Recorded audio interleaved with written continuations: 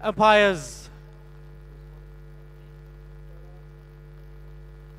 So Sachin, captain of Purple Cup, will call.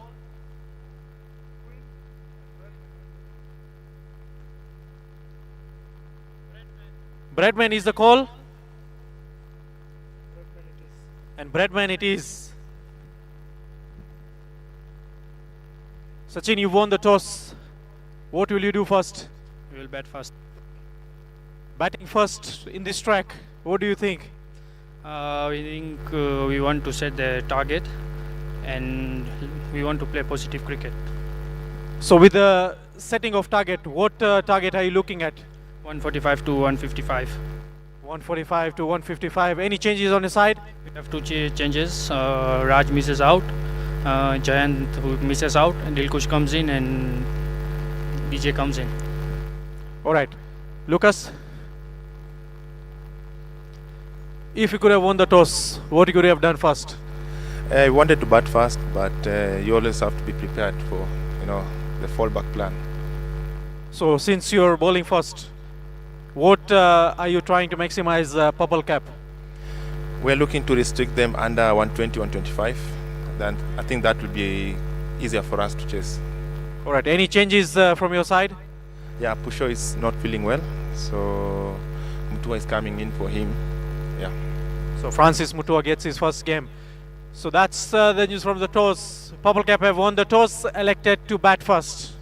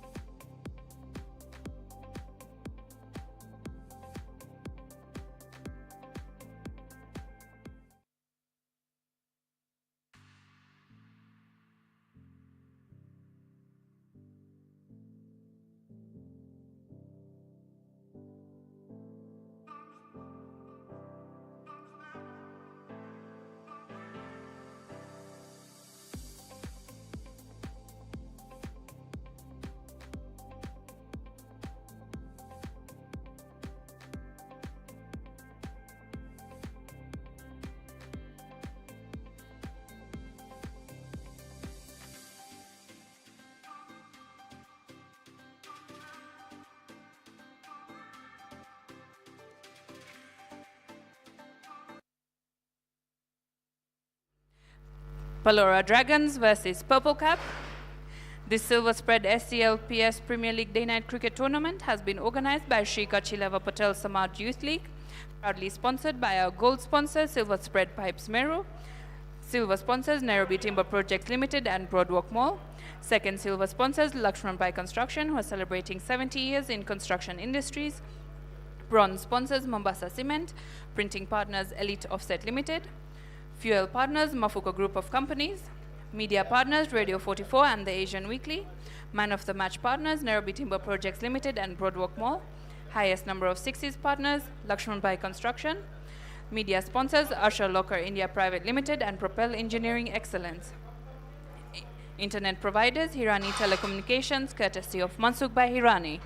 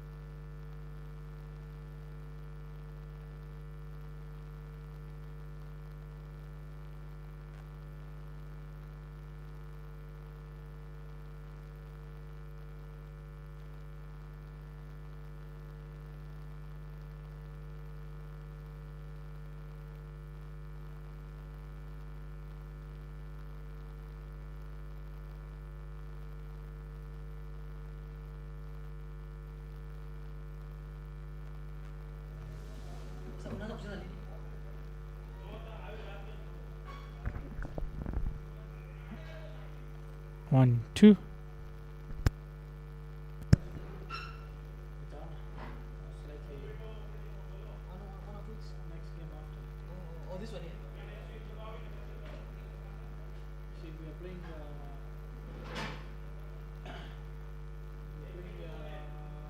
Play Masters on Friday, you meet Angalia. Then you are playing Sunday. We're playing Dovu. So most likely a Sunday. Yeah, most likely a Sunday. We begin the game in 10, 9, 8, 7, 7, 6, 5. 5, 4, 3, 2, 1. Let's play.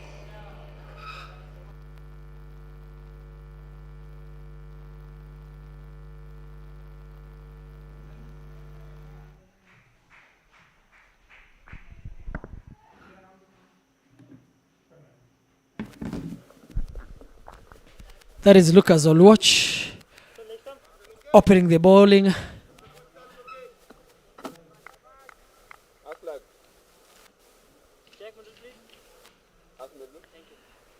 PALORA Dragons. Pushkar Sharma opening batsman and Dash Panchani. Purple Cup, the man behind the crease at the moment.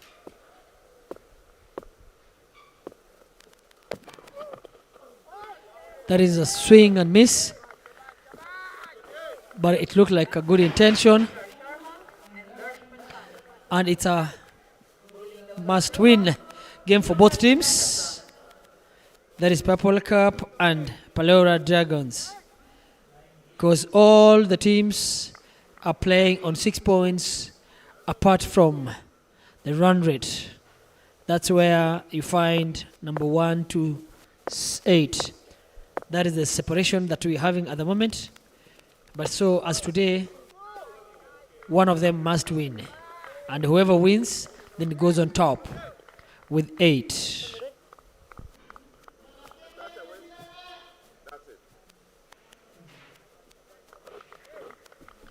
Lucas Oluoch has been a tremendous opening bowler and a captain too for his side. Gotten some few runs when he's batting. Maintained his line and length well when he's bowling. Has been restricting some of the teams in the power play, not reaching more than 40 plus.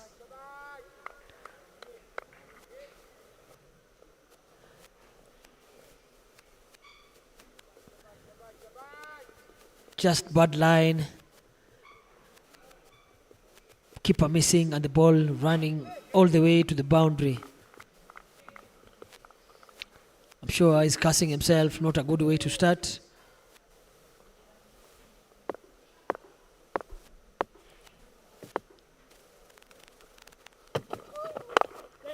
Yeah, that's a wonderful line and well taken single there.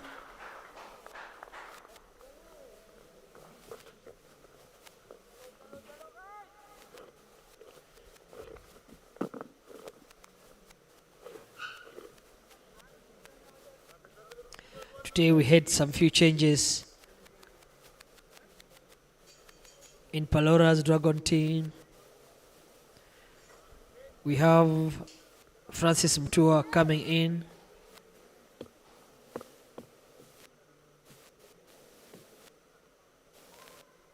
Shem Goche being rested for today's match. So we're here to witness some good pace.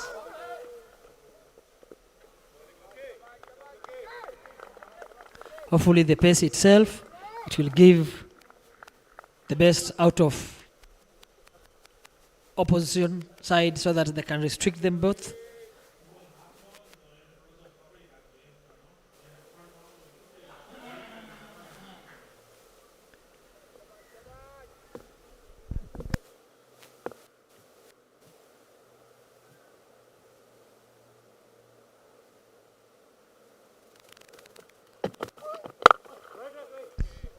That's well played from Dash Panchani. That is the end of over. Score 7 for no wicket. At the end of the first over, Purple Cup on 7 runs for no loss.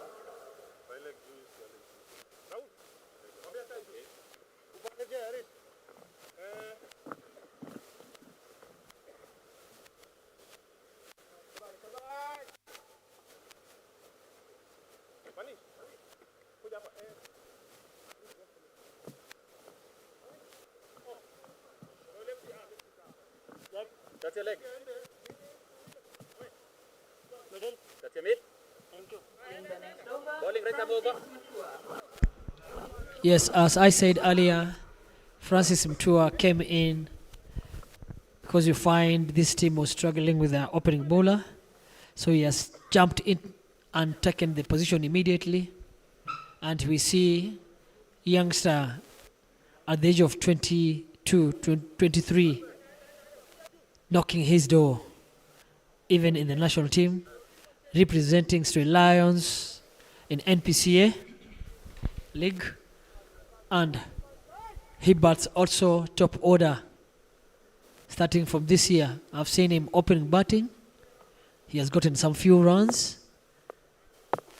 And as for me, as I've checked, the boy deserves to be batting number 6, 7.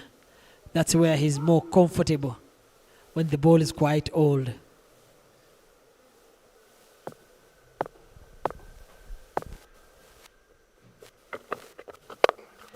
He runs in, fast ball, dot ball. Good start.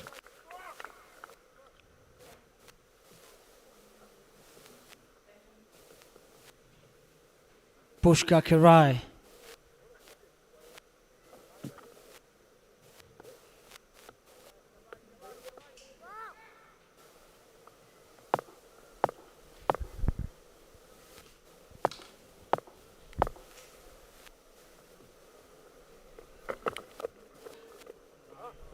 That is another bad ball again.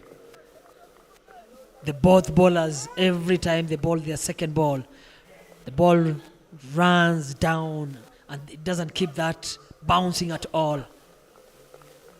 Already 8 runs freely given to the batting team without using a bat. And remember, some of the games we've been witness, and some of the teams that are losing their matches, they lose by 10 runs, 5 runs, 4 runs. This is the same scenario that we avoid telling the bowlers not to.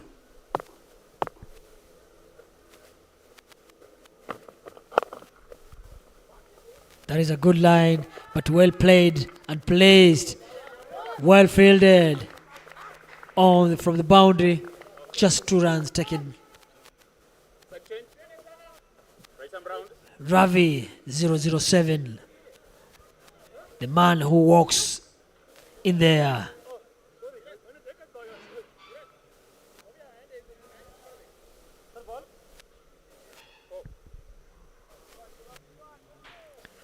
Lucas Nandason plays for Kachilewa. Rahul Harish Kachilewa. Hiren Kabaria Kanbis. Manish Kebai Kachilewa. Hemang Rud Kachilewa and Kit Baderi Kachilewa. Francis Ptua Stray Lions. Nirav Budia Kongonis. Mayur Pidoria Swami Bapa. Ravi Vekaria Kachileva. Harish Rabaria Ruraka. Yogesh Kabaria Kachilewa. I'm joined by my partner, well known, the man who represents away team, that is Swami Bapa, and he represents Kachilewa, man who bats middle order. He bowls some lowly lovely bots. He claimed wickets and a fine fantastic fielder. He's here with me. Mr. Welcome.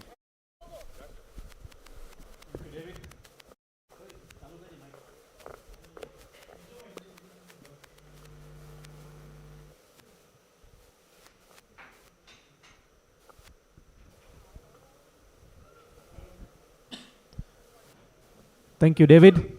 I'm glad to be here. This is game number 20 with Francis Mutua getting a game today.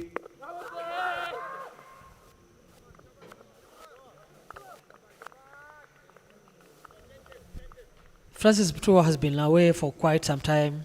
Now is the 20th game of the tournament. Do you think he has been learning when he was on the stands or a dugout? Or do you think his call-up for today's game is going to push the batting team to some troubles? Because today we've witnessed 2 pace bowlers who are really knocking the doors, and some are representing national team. I think he's fair enough to get a chance to side, and that's it. An in swing up to Pushkar Sharma, knocking off his stump. Just to remember, David, Francis is replacing his teammate Shem. That is a lovely in-swing coming into the left-hander. When I saw Pushkar Sharma coming out trying to attack Mutua, I knew it was a sign of a wicket, because he comes out and swings so hard, not even going on the line. And he has been doing this mistake quite for some times. I don't know why he's not learning. But surely this kind of a shot was not really needed, since you already have 16 on board after the end of 2 overs, and you have no chance but to sit down there, stick to the wicket, try and rotate with the youngster Dash Panchani connecting the ball well, and the opposition's are already giving out 4 wides, already about 10 extras.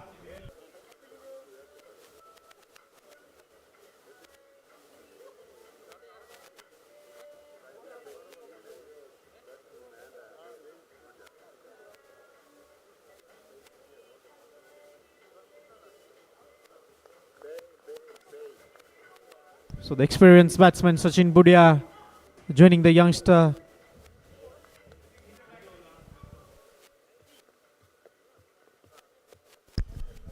I hope Sachin Budia, captain of the side and one of the finest batsmen in this team, is he going to now switch some gears since he has lost one of the key batters, or is he going to just continue the same way he normally smacks the ball? Anything to the zone, I think Ishu has to go for it.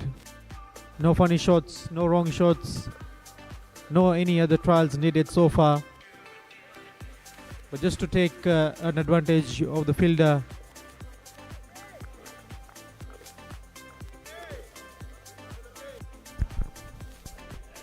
I've noticed ever since we started the tournament, all the key batters from number 1 to number 5, if you calculate all their runs, they're not quite far away from others. They're all like, whoever is ahead of someone, not more than 10 to 20 runs. Do you think we're going to have a batter with more than 200 runs, or we are going just to witness below 150? Last week we witnessed one of the batters scored a century versus Mafuko, one of the best bowling side, and he managed to score a century. That is another boundary freely given. Keeper don't doing the right thing, running away, not putting the body behind the ball, and the ball runs to boundary. Lucas himself is not happy. That could have been a stopped ball. Don't know, Rahul. So back to the stats. We're talking about the batsman scoring over 200 runs. Just to know that Sachin Gill is already on 196 of his 5 innings, followed by Rakib Patel 187. So far not far away. Still, with the way Sachin Gill's team is playing, they might even go till the semi-finals. So that means all set batters, if you go past 20 runs, you can accelerate to above 50 and so on. So it means anybody who stays on the wicket, rotate the strike, 1-2, boundary, 1-2, boundary. That is the batsman who's going to be crowded with the best batter of the tournament.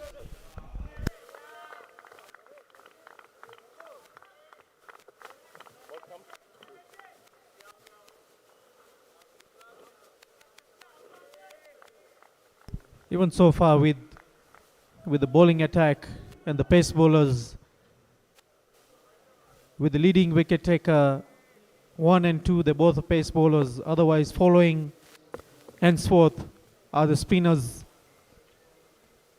So the pitches are really hard to judge the way the tournament is going. One game you're getting a high score, the other ones you're getting a low score. So technically it's going to go till the death, and it's going to be a competitive cricket end of the day. So you're talking about the spinners doing a lot of damages, getting more wickets, but the pace bowlers are the ones leading. So are you telling us the wicket, mostly the wicket that are meant to for this particular tournament, it's more rolled on for the spinners and favoring, or the batters are being slogged at that particular time they end up getting wickets? It's just a technical thing that when the variation of the pace bowlers comes into place, it's always a golden I'm for the pace bowlers end of the day. As you noticed, Sumit Halai, the purple cap holder with 14 wickets, secondly followed by Jasraj Kundi, who is still another pace bowler and also a good variator of the ball. No doubt the spinners are doing well, but end of the day, with the previous 2-3 games, the pace bowlers are coming back to the attack.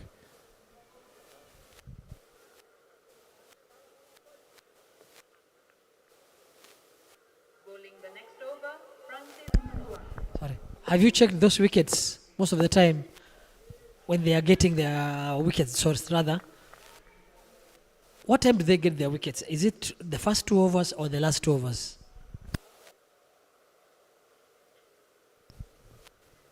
As I mentioned, Jasraj Kundi shares the new ball alongside with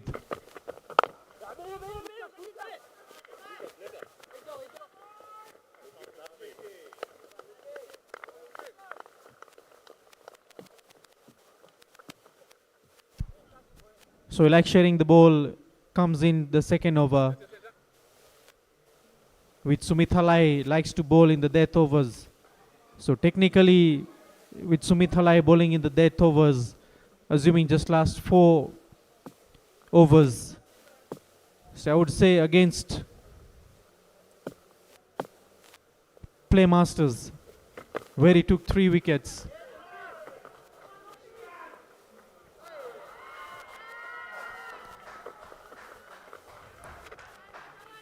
So drop chance miss by Lucas. Sachin Budia getting a chance.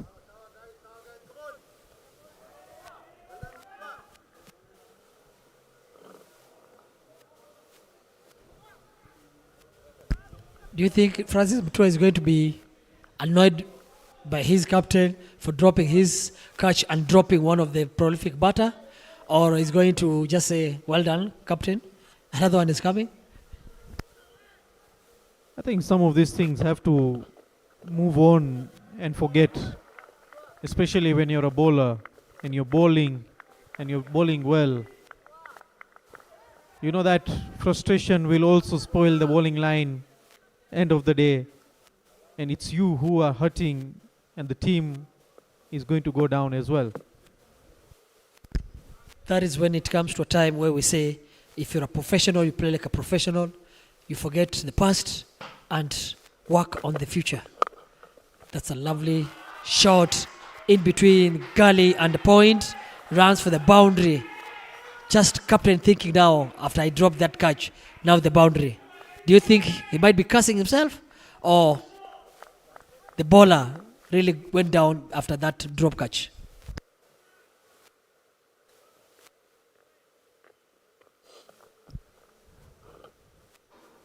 Just moving away from Dash, just timing it well.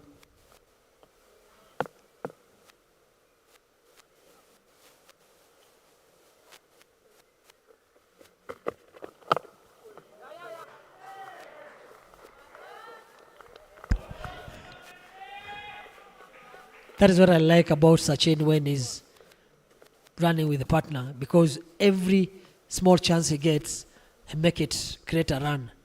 But now, when it starts giving some fielding side some chances, that's when we don't like watching such cricket, because whatever just has happened, block, yorker, and a run. That is a lovely and nice thing to watch, and especially when the youngsters are watching.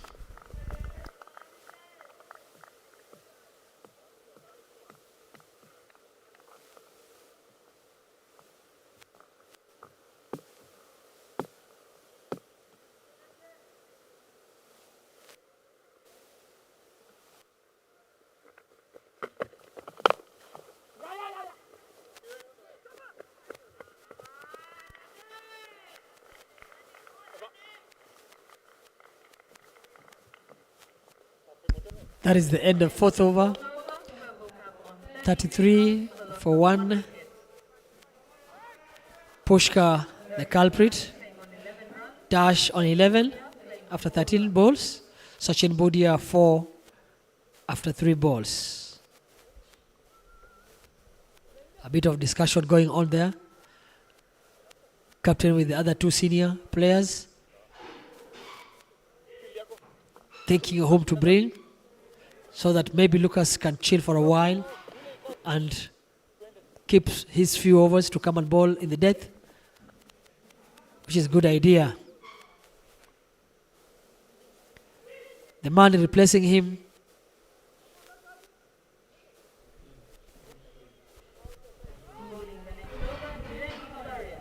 Hiren Kabaria.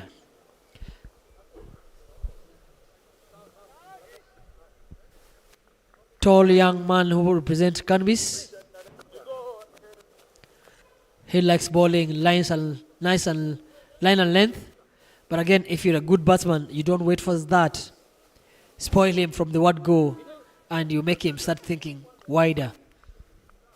But that is just well said. Let's see the real action.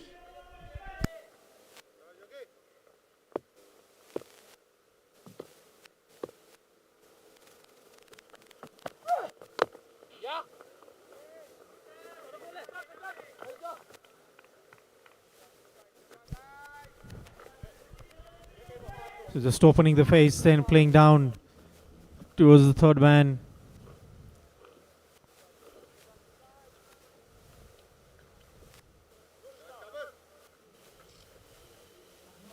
I've noticed some shady fielding today, mostly from the boundaries. Guys are fumbling most. They don't pick the ball clean. Every time they pick the ball, you find them fumbling. You look at that again. Is it the tension or the boys are rushing so fast? I don't know. Or the field is bumpy today. I think with the T20, it's always the batsmen are putting a lot of pressures on the fielders, especially when going out towards the boundary. So there's always pushing 2-2-2. That's a good shot. And the first one out of the park for Sachin Budia. Charging down his teammate Hiren Kabaria.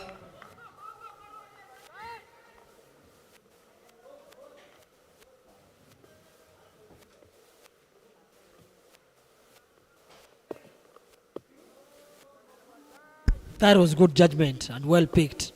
Even from the word go, when watching the ball flying back to boundary, it was a lovely well watched. That's a big appeal. That's a big appeal. I wonder if the captain is going to say something to the captain.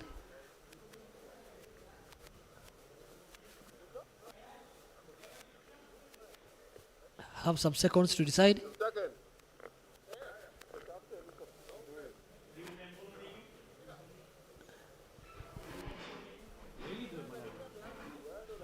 Umpire, captain decides. Let's go have a look. Yes. Mostly. Oh, sharp in swing. He might survive. He might survive. Height.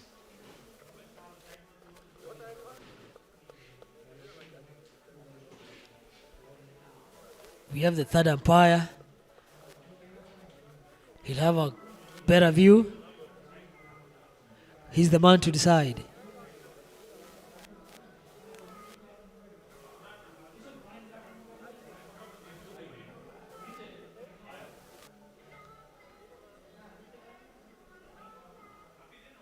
Quite sharp in swing.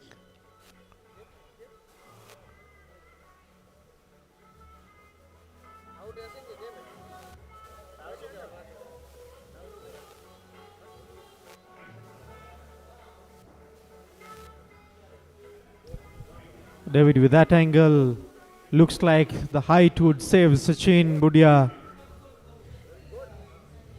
Hitting him above the knee roll. That's very true.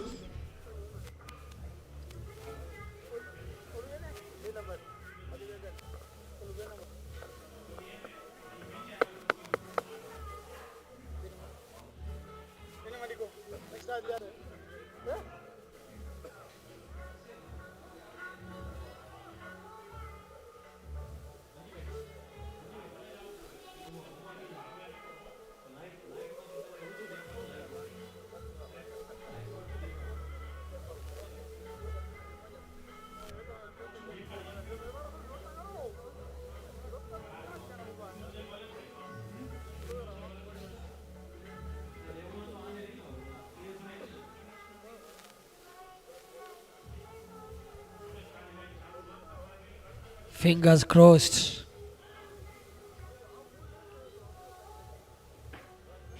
They need this man so much.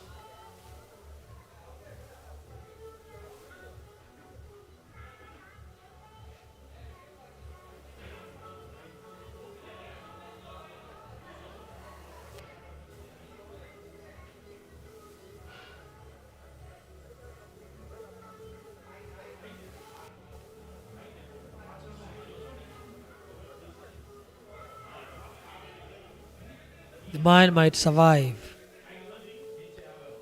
That is warthog being hidden in a ditch. The lion is trying to force it out. Whoever has power, then he will survive. Will Sachin survive or Hiren survive? For me, may the best man survive.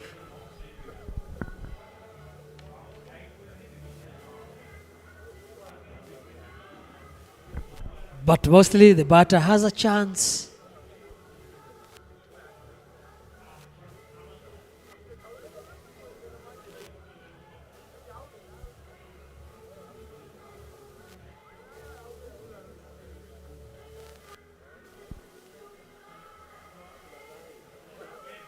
The officials of today, David the Eagle Eye Odhiambo Pamba, the tallest man ever. I'm just beating him with few meters because he's 7.5, I'm 7.6. Charles Karaoke, he's beating me with his big stomach. I'm beating him with my hairstyle.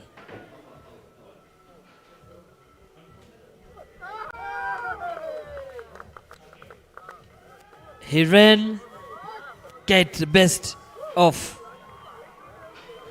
Sachin Budia, and the decision, he's out.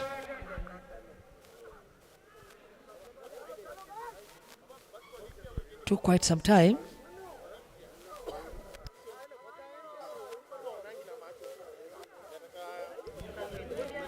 But with the side angle, the height was not a factor that was affecting Sachin. He doesn't look happy at all.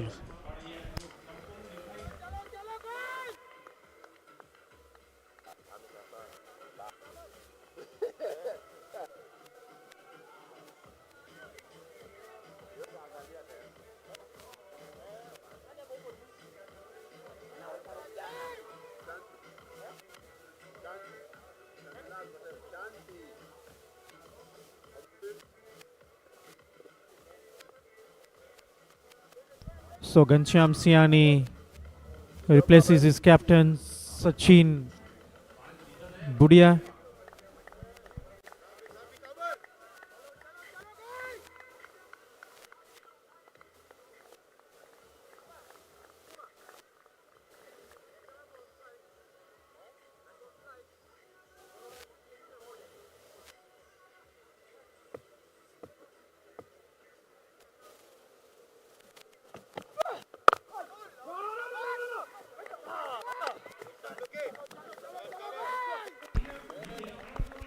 That seems to have been a good change from the captain, cutting himself, bringing Hiren. Hiren claims a huge wicket of Sachin Budia, making the balance and working as required.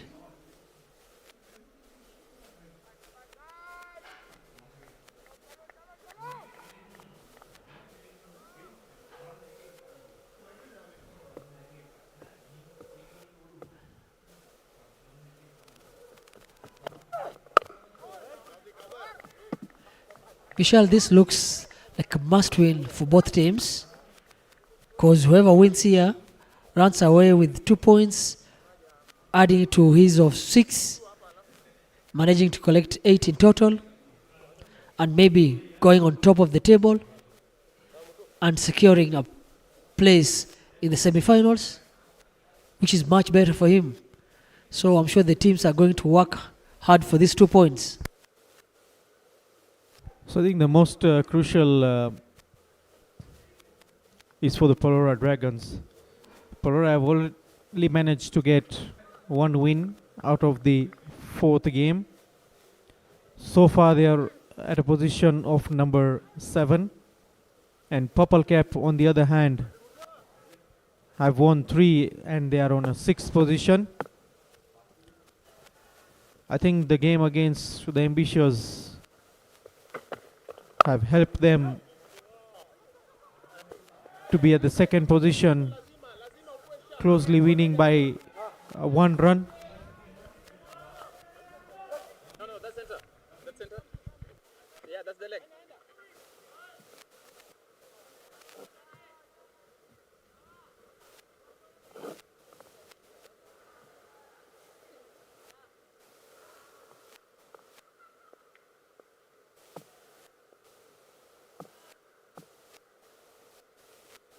So Francis Mutua bowling his 3rd over.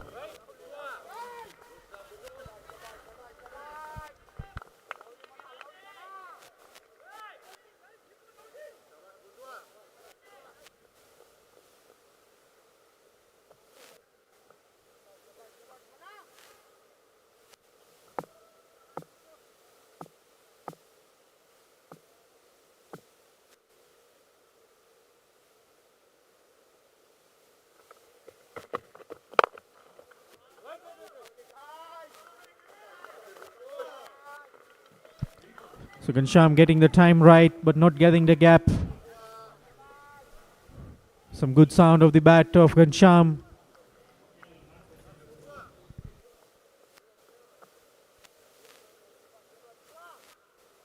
Vishal, do you think these wickets are going to survive the tournament till the end, or we are going to see more balls rolling, or maybe the wickets will change from the different wicket? So over the top, 1 bounce 4.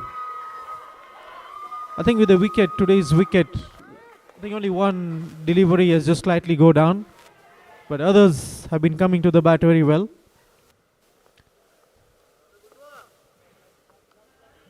With the sun and the cold going away, the wickets will still be changing with the way it looks.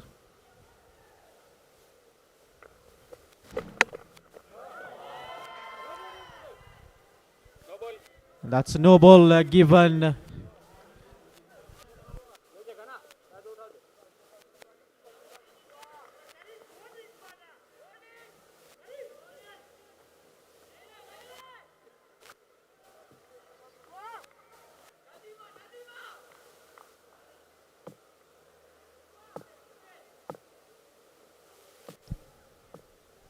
So the batsman has got in a free arms.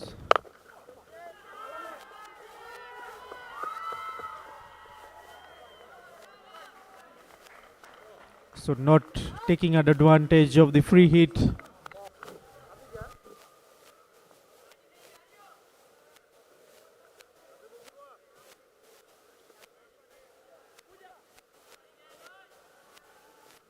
Sometimes cricket is very funny.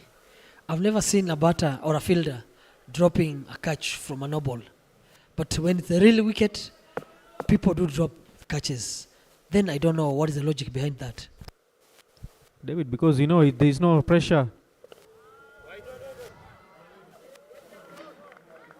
Some good keeping by Rahul Harish.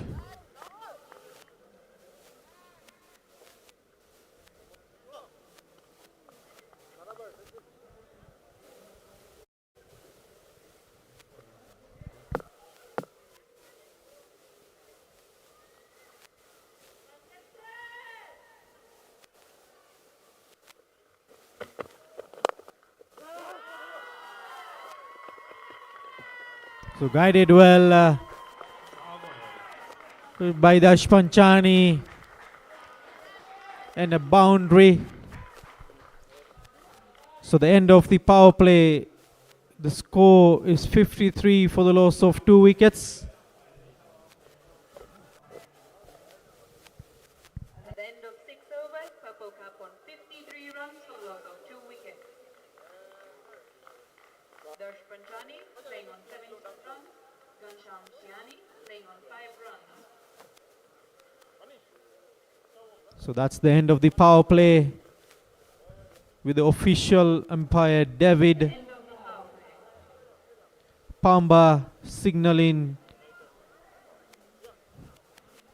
and Ankit Banderi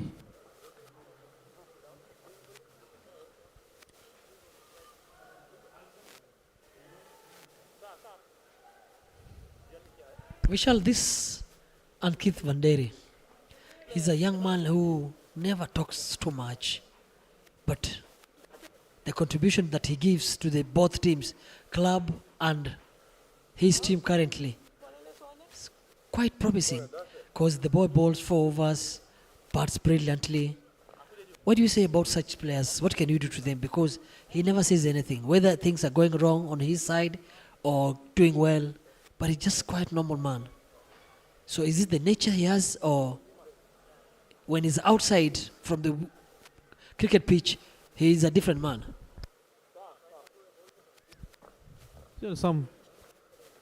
Some of the players, as you mentioned, we cannot change nature, whether even in the field or whether out of the field. But at times, some of them also take not only cricket but any other sport seriously, and that is what has made them come at this stage. Lovely.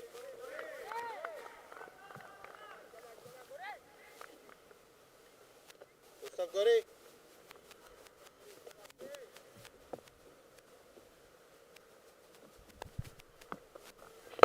Hey, Luki. Shabas Gori. Keep dotting, Gori. Keep dotting.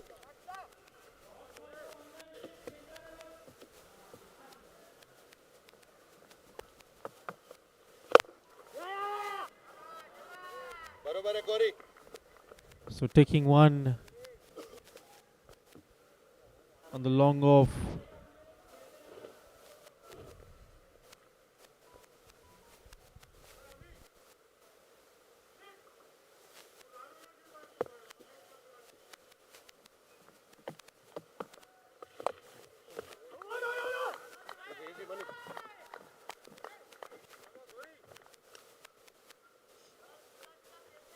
Shabas Gori. The attempt of Dash over there, trying to go for a pull shot, didn't end up well, but he managed to get a single run away from the side. That gives a very good positive positions for the other batsman also to contribute something. Lovely, Gori. The sound from the bat sounds so nicely, but that's the end of 6th over. 7th overs rather. Purple Cup on 55 for 2 after 7 overs. Current run rate of 786. We might be looking to 157 to 160 if everything goes well, similarly to this, because when they always tell the batters that you have to use the power play, and if you don't use the power play, that's when you come to struggle in the middle of 7th to 14th over. Manish Karai, leg break bowler, the man who turns up for Samaj Youth League and one of the finest hard hitters we've witnessed in this tournament. Is he going to do some changes, or Dash is going to change him?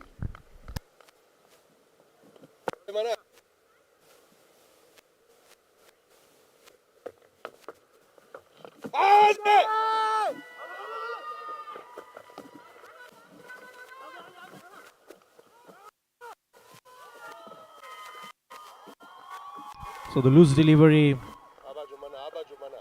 from Manish Karai. Dash Panchani going to sweep, Strength na de any. but the ball coming early. And a very full ball, Come on, guys. flicking his pads. Come on, Manish.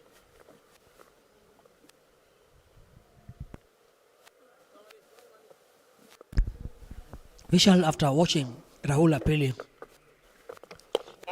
good keepers, what do they do? Because he just appeal, keep on looking, staring at the umpire, the ball drawn back to the boundary. Do you think he did the right thing, or he could have done something better than that?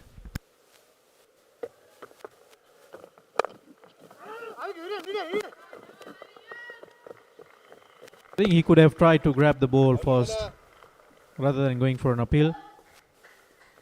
Because it's obvious he was pitching outside the leg stump, Shabash, Mana. not even in line. So at least he could have utilized that feet movement and Lovely, Mayur. Good stuff, Manish. save that 4 runs of the side. Mana.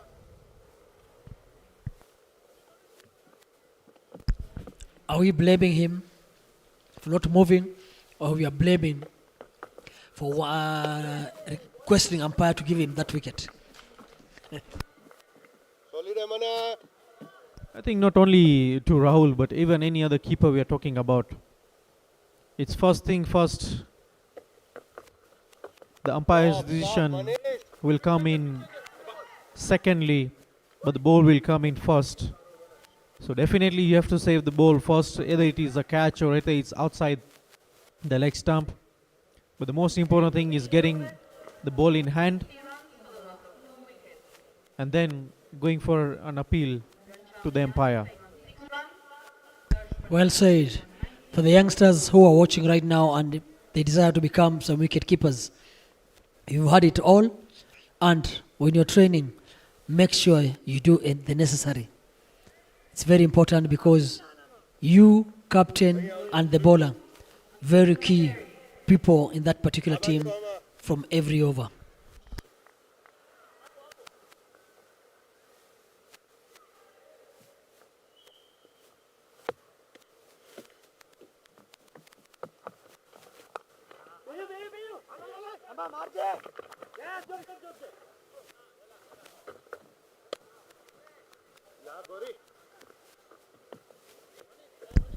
And Kit Banderi to continue for his second over from his spell of 4 overs. Bowled a brilliant first over, Hey! giving out only 2 runs, Keepers. and 2 is a call. But again, the ball directed to the stumps. I saw Ankit trying to appeal, but the sound didn't come out. Just look at the umpire and raised his arm up. Oh.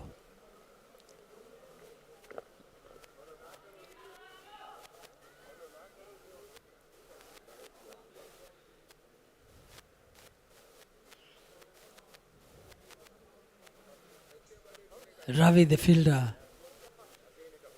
very impressive. Just inside. I wish the ball went direct to the stumps. That could have been a clean run out. Just in.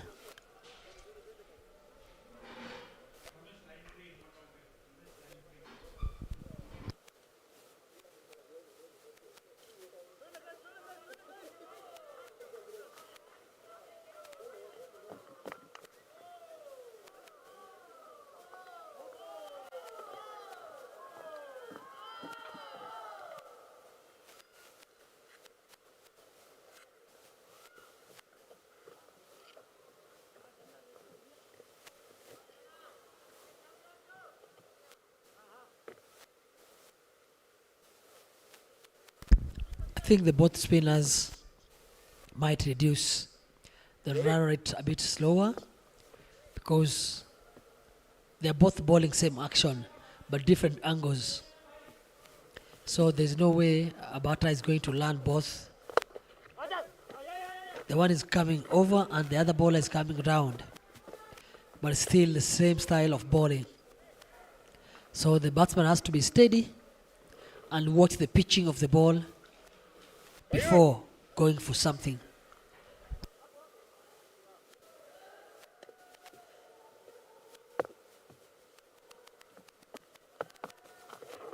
Hey, Sienda Luki. Shabash Gori. Lovely Gori, keep dotting Gori.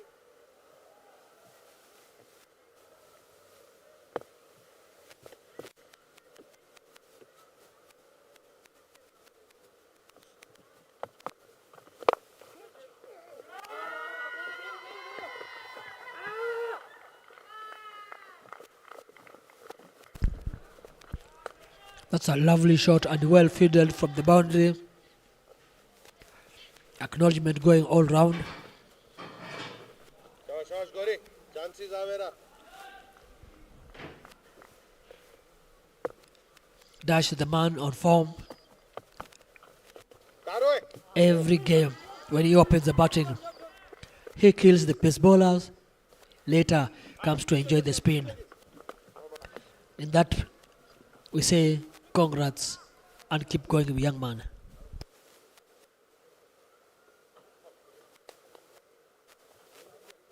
At the end of 9 overs, Purple Cup on 67 runs for the loss of 2 wickets. Gansham Shiani playing on 9 runs. Darsh Panchani playing on 23 runs. 67 for the loss of 2 wickets after 9 overs. That's a good sign, and for the power play, it has been ending so well.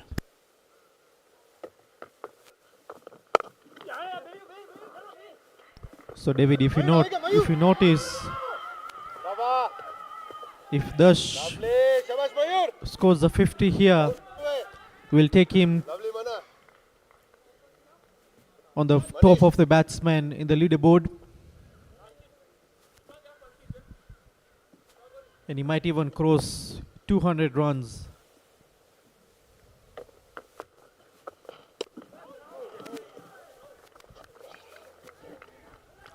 Some good pitching by Manish Shekarai. David, with the angle that Manish comes in, do you think it's very much difficult for the batsman to judge this kind of turn that is in this pitch? Ekaje Ravi. Actually, it isn't that difficult. It's only the way the batsman is standing also. Because I've watched him, or I've watched all the batters, the way they stand to Ankit and when they stand to Manish. They are both standing the same position. That's go not really good. Because for me, for Manish, the way it's coming round, if you cover the middle stump, it will be much easier for you to play. Because if the ball finds you still on the leg stump, that's when you find some difficulties. Because he does the ball so well. As far as I am concerned, any kind of bowler or any even pace bowlers coming around, it's better to open a bit of face rather than standing facing the shoulder. It's better you open up and play. Will give you a lot of more eyesight when the ball is coming to you. Very true, because you'll put some pressure on Manish, that is when he's bowling, because he'll be thinking of going for LBW. And remember, when he bowls that round, when coming round, for him to get an LB is quite difficult. So it will give a batsman an easy chance and a way of playing the ball so easily.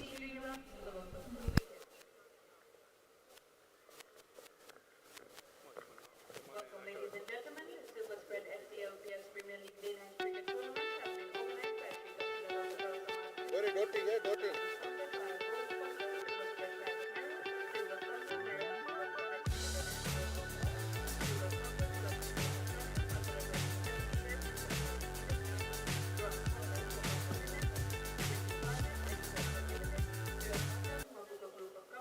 Shabash Gori. Radio 44 and the Nation Weekly. Man of the match partner, Nairobi Team of Project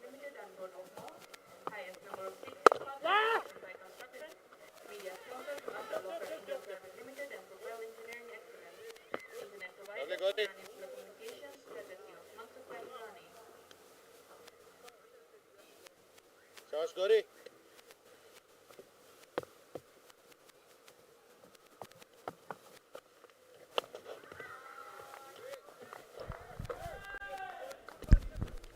That is a good ball from the box going away. Still, it's a lovely ball. I don't know why shouting are coming from the Magic ball. spectators and the dugout shouting for wide ball.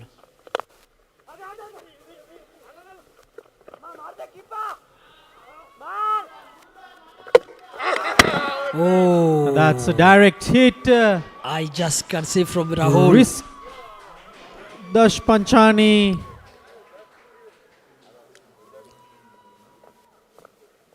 So it will be back to the third empire, making use of the technology.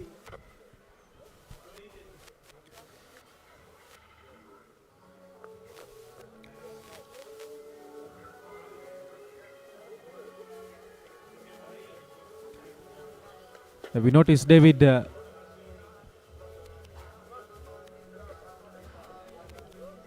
That's direct and clean out. No doubt, even Dash himself, he knows he's out.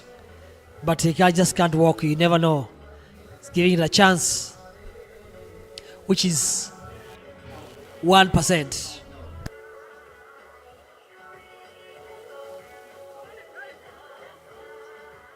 Vishal, we are talking about Dash. If he reaches 50, he might be going past 200 runs. But now the boys run out, directly hit from the boundary. So that means still stacking on 100 plus runs. So Dash Panchani committing a suicide, technically bringing himself back to the pavilion.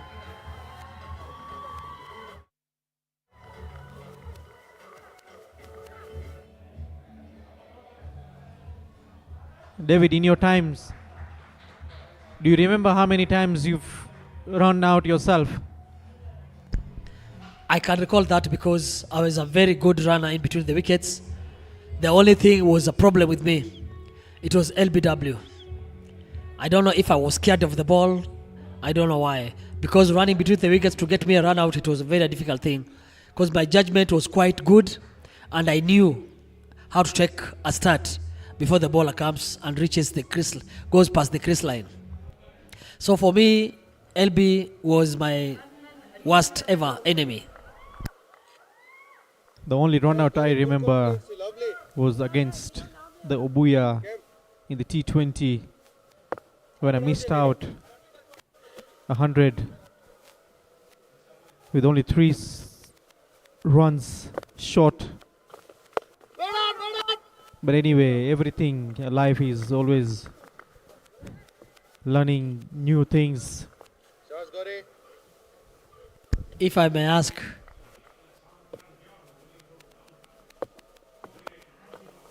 Catch it.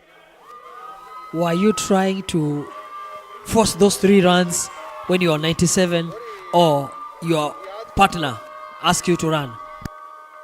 But really, it was my call, not blaming anyone else. But just a fumble. And I remember, I think it's Colin Sobuya who threw the ball from the deep long on to his brother Kennedy. And I was a bit short into the wicket and I was back to the pavilion.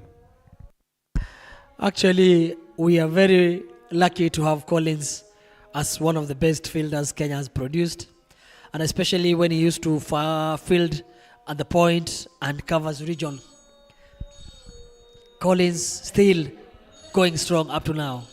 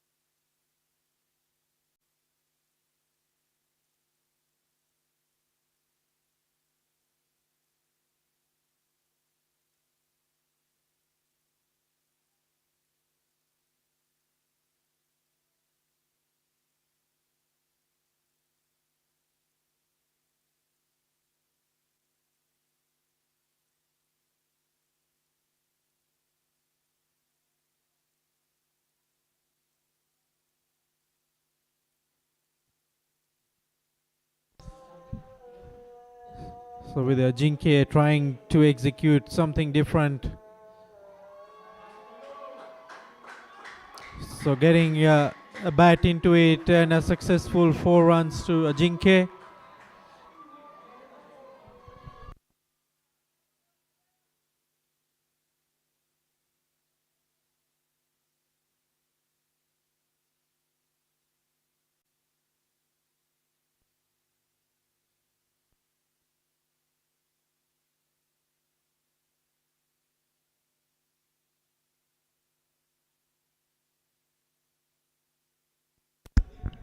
Vishal, after watching that shot, do you think Rahul could have done a bit of movement for the catch, or do you think he didn't expect that to come?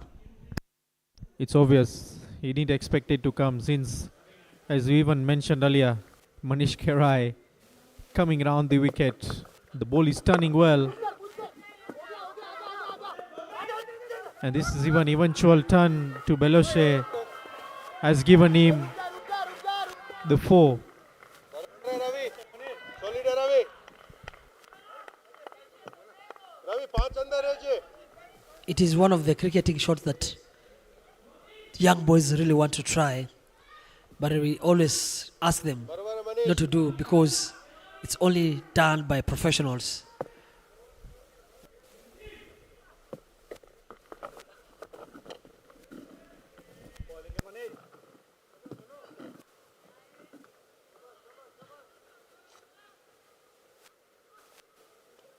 So with the new generation of the kids coming in, they will do what you're doing. It's obvious watching a game from the TV, and they'll straight away come to implement it in the training session. But they don't know the players that are playing in the TV. They sleep cricket, they eat cricket. All the time they're on the field. They have no any other business but to play.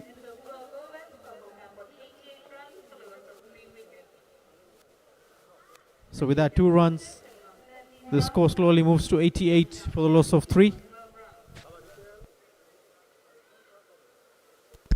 Coming back to the same story, according to the way professional plays, we always also tell them practice makes perfect. Because the more you practice, the more you perfect yourself.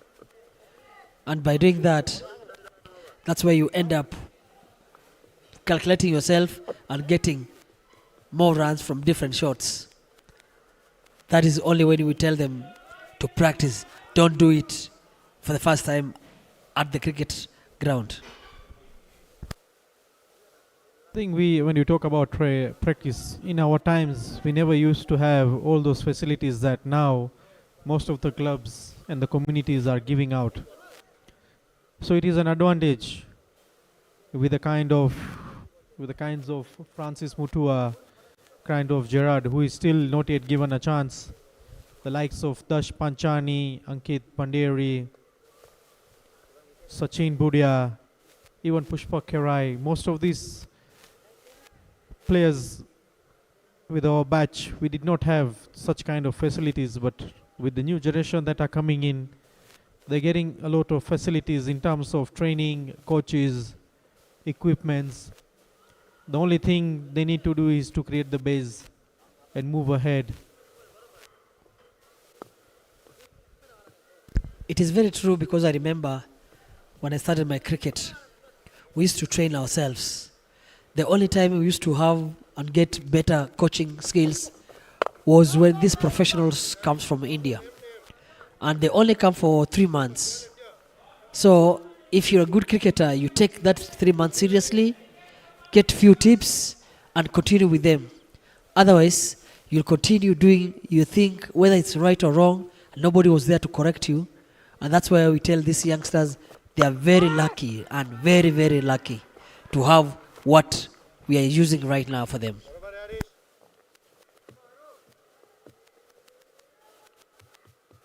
Even as we improve the cricket for the last 5-6 years, we also have a lot of professional players coming in to play the local league.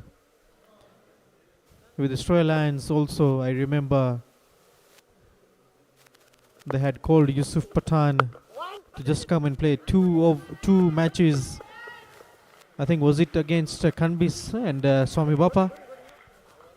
So look at the environment of the players that are playing with him in that caliber. I think it's something different to experience.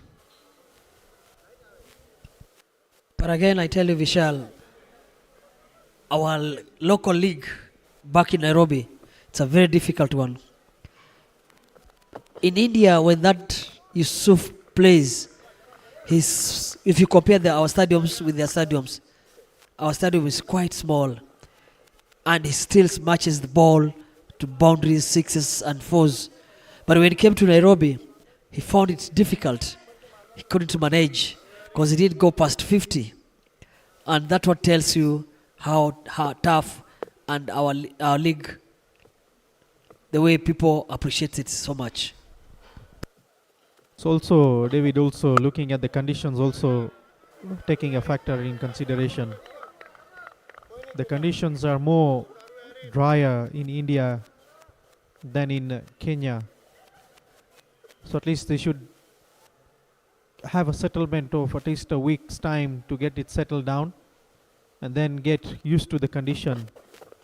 Even some of the professional players that come in from India or any other country to come and play for the local league, it's highly time that they take a lot of aggression and passion to play the cricket.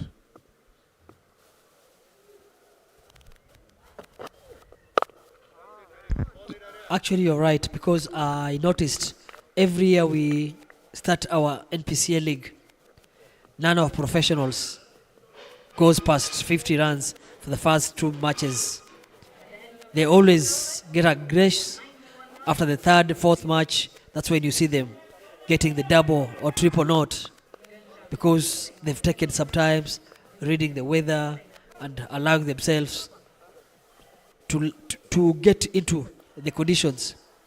That's why the difference between India and Kenya, you can't match them.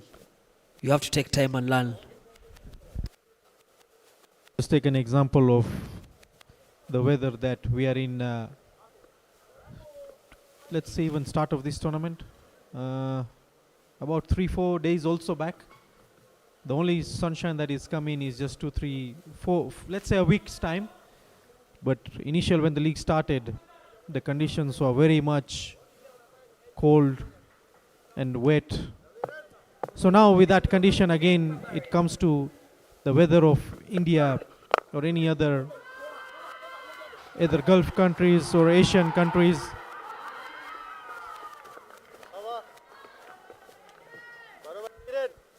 So they'll take a lot of time. So let's see with the second round, just 2 games of over.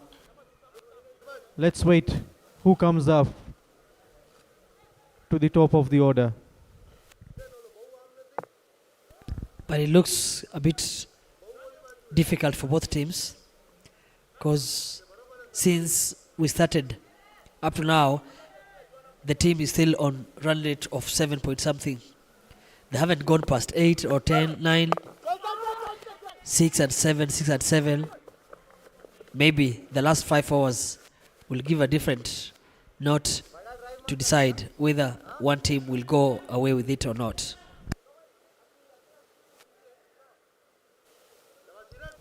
But the way they're going, I think the score will also come down.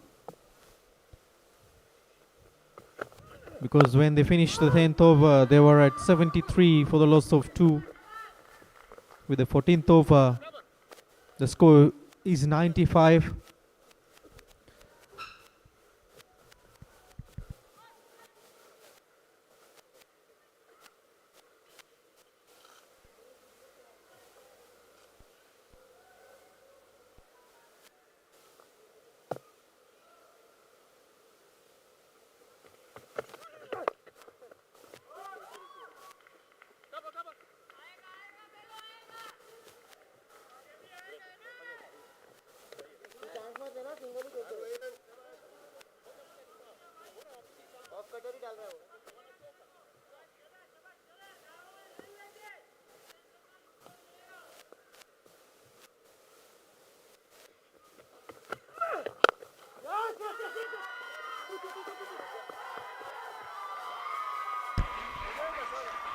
Still fielding. It's a big problem for both of the teams because that ball was very chaseable and a good fielder definitely could have stopped the ball. But when you dive on top of the ball, that's what I'm talking about. Doesn't give a bowler healthy environment for him to continue bowling because we need such things to help. Both of you are helping your team and you find bowler giving it 100%, the fielders giving 60 to 70. That is not good enough.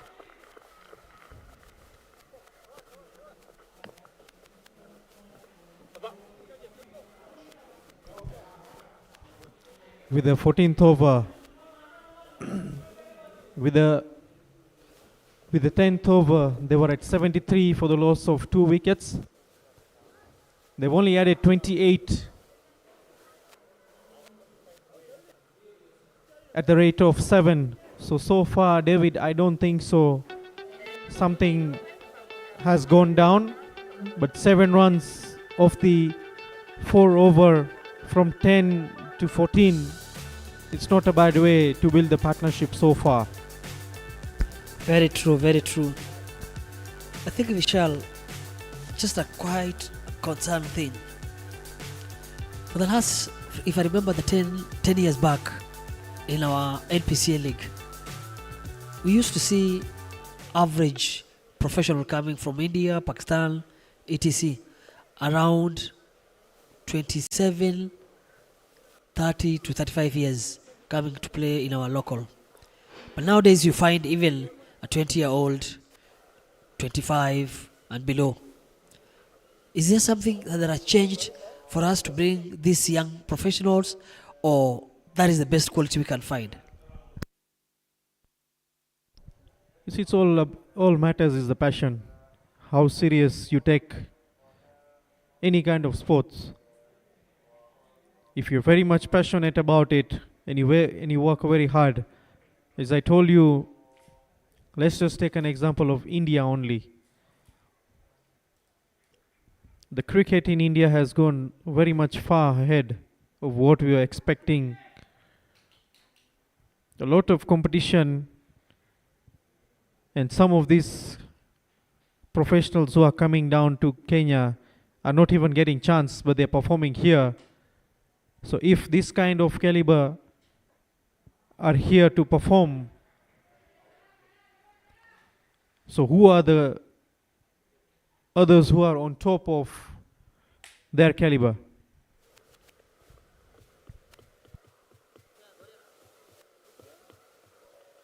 The reason why I asked that, Vishal, it's you find most of the clubs have 4 to 5 youngsters in Super League division. So we expect those professionals, when they come, they help our players. They improve them. They give them guidance. So that when they're learning from those professionals, in 3 months' time, they have to leave and leaving our boys with something to learn about. So you find some of our local players playing better than such professionals. So do you think there's something that we can change, or is there a way we are going for cheaper things?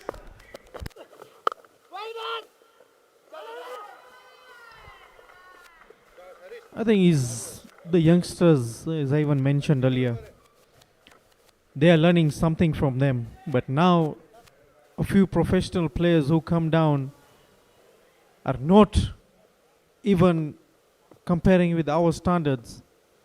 So what are they going to teach our youngsters? So it's better to have an experienced professional player, even if he's the age of 30 to 35. He's still mature enough to put some experience into our boys. So that's a short dismissal. Gansham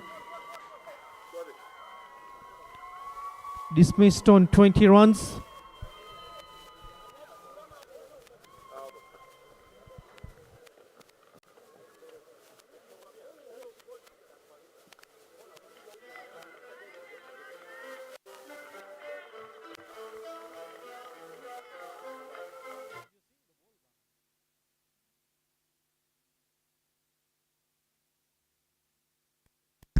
Such shots, Vishal, they're not impressive at all.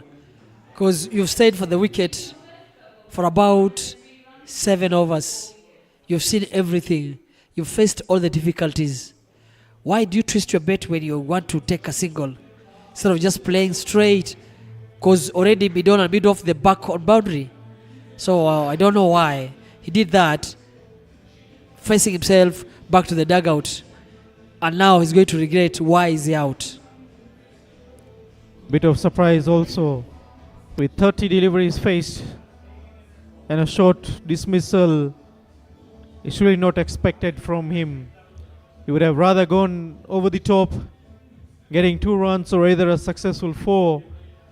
But with the bowling of Harish, the ball with his action slightly coming in at a slow delivery, making it more easy for Manish to grab.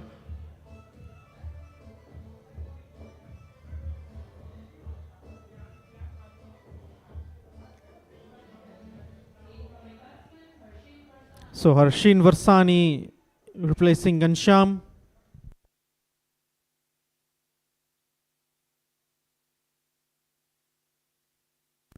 Again, Vishal, you find just a bad timing, because when you get out and you're a set batter at this stage, 15 overs to go, you allow a new batsman to come in. By the time he start watching the ball well, 2 overs is already gone. So losing 2 overs and 5 overs remaining, it will just bring down the projected score, forcing the team to start slogging, of which is not necessary. Because the way they were going, 7 runs of the over till the 20th would have taken a score to 140. But we're looking at 7 of the over. You might even get 10 of the over. You might even go above 60 if you're targeting another 140.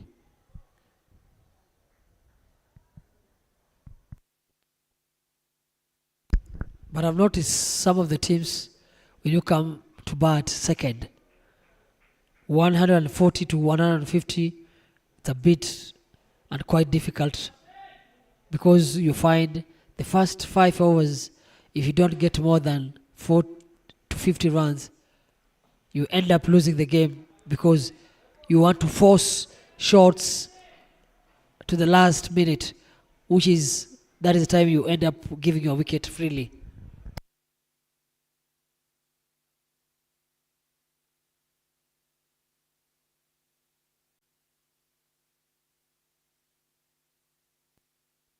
Francis Mtua still with 1 over. Lucas Oluoch still with 2 overs.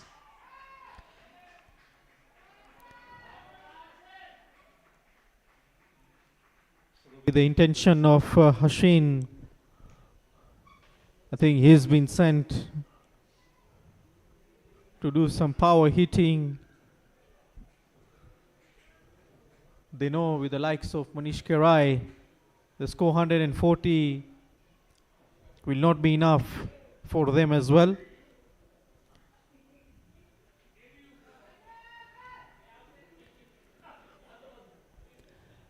But David, out of 106 runs, the PALORA Dragons have given out 21 extras. Out of that, 12 are wides and 1 no ball that was bowled by Francis. You see, we were talking earlier about team losing with 10 to 15 runs. That is the thing, that's when you find teams discussing, why did you give this? Why did you do this? And at that particular time, you won't have even an answer, because already you've done the damage. And if you minus those 20 runs from whatever they have right now, 108, you find the team could have been on 80 runs. And that was so easy for the team coming to bat second. Now they're chasing 110 so far, 4 overs to go. It's quite going to be something to talk about. With that extra not being bowled as well, could have put a lot of pressure to the purple cap batting. with the likes of Baloche in the strike, could have been thinking a lot of more rather than protecting his wicket, but scoring runs.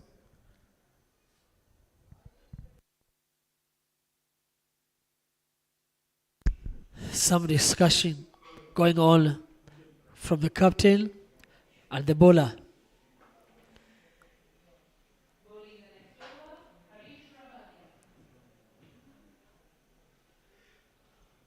Harish Rabadia bowling his third over, just given 25 runs, gotten a wicket.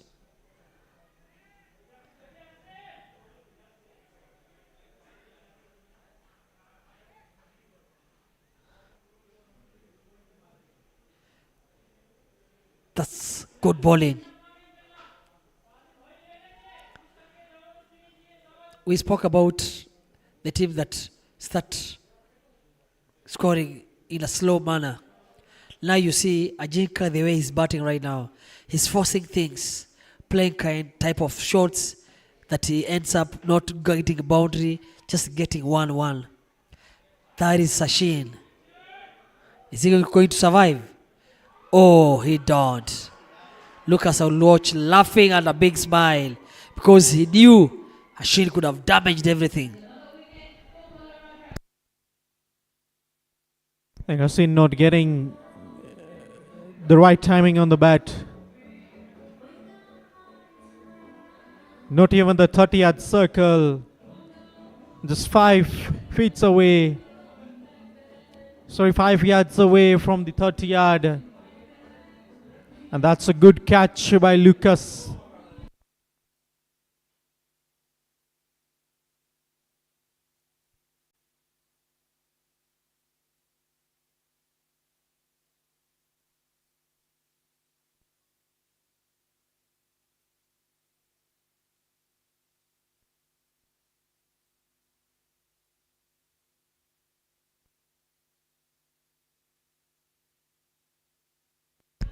Some of the oldie players enjoying coming here to watch.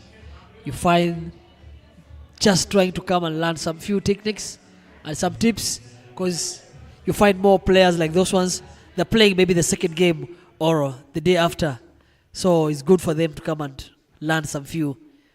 You see Gil sitting down there, one of the leading batters. At least he's watching and learning more.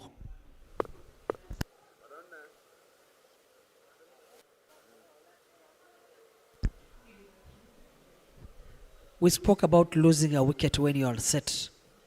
Now you see that is now paying off when a batsman comes in this particular time, coming to slash and throw his hands, forces a good batsman ending up back to pavilion as early stage.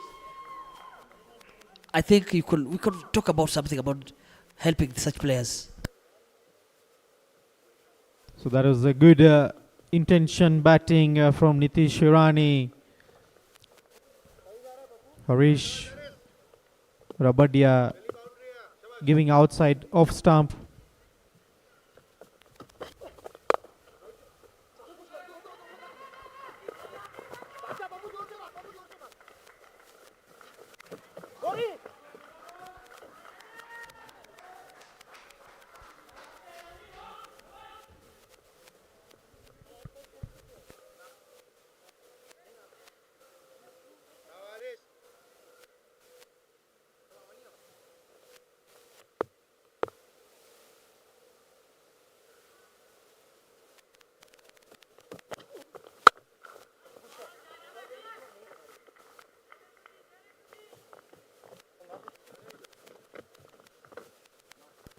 Looking the way things are going so far, with the run rate of 6.8, do you think we can have a bang of 150 runs, or we're going to stick to 130?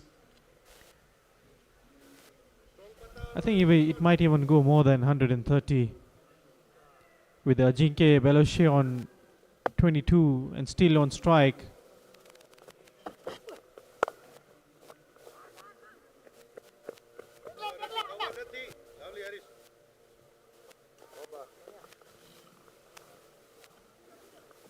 because only three overs left, and the score is 117.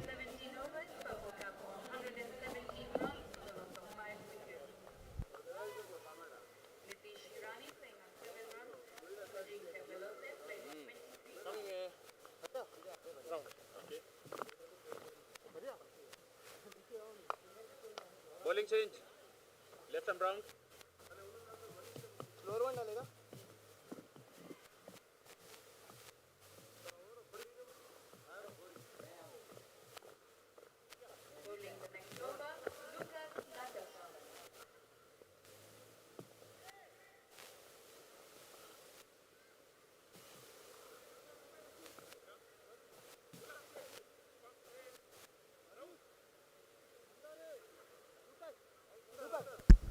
Lucas Danderson will watch, captain of the side, deciding, let me come and finish my remaining 2 overs. As an opening batsman and a captain, I have to lead from front so that the team also can benefit from my bowling. And where the team was going wrong, he can come and rectify all the mistakes. Hope is going to work the way he's just changed.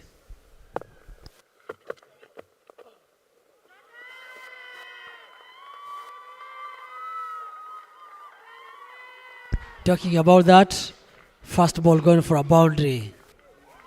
Cheeky shot, slow cut.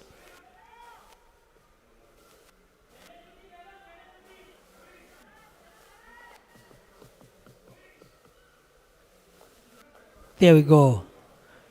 Simple cricket. And you get a boundary from it. Don't swing so hard. Take it easy and get a run. From that also add another single. 5 already from 2 balls. 1-2, 1-2. At the end of the over, you have 10. Perfect timing.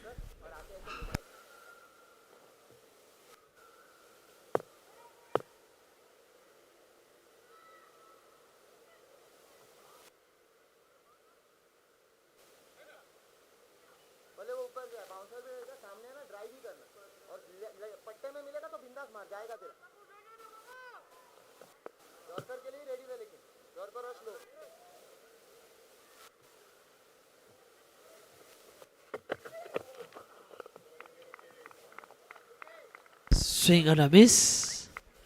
Nitish Hirani. Not a batsman. Not a bad idea to send him this particular time.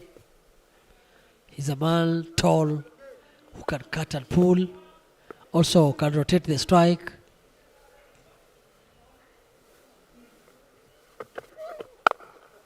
Yes, fine shot from the covers, but just managed to get a single.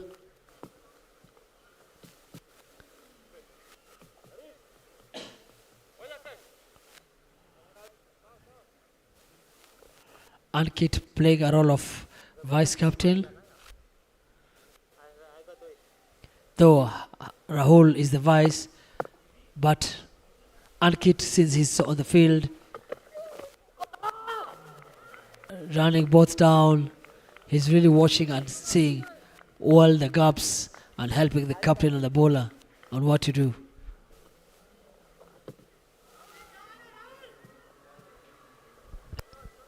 David with the face of the bat.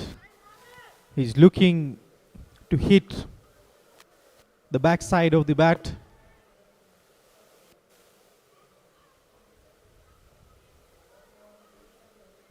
For me, I wouldn't suggest such thing to continue because he watched Nitish when he was batting, playing with full face of the bat and getting a single. So why go for a cheeky shot at this particular time when you can just tap? Because if you see all the fielders, we have 5 fielders on boundary, meaning you have some gaps. Why don't you go and stop losing and giving dot balls because you want to play a stylish shot? So the 19th over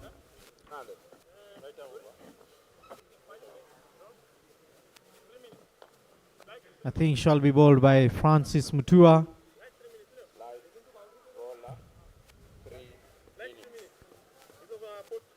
Yes, it is Francis Mutua.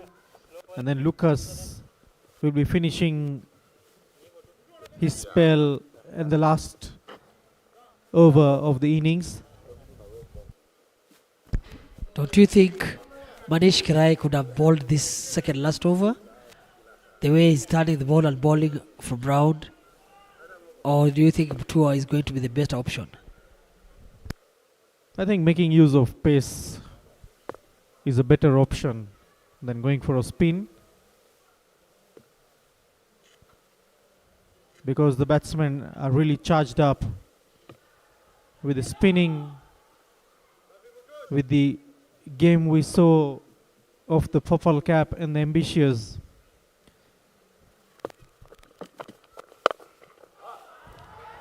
With the injury of Raj Budia, they had to bring Ajinkya Baloche to bowl. And then the last over was still being bowled by Ajinkya. But luckily he defended that total after being smacked first ball out of the park by Harish Asani.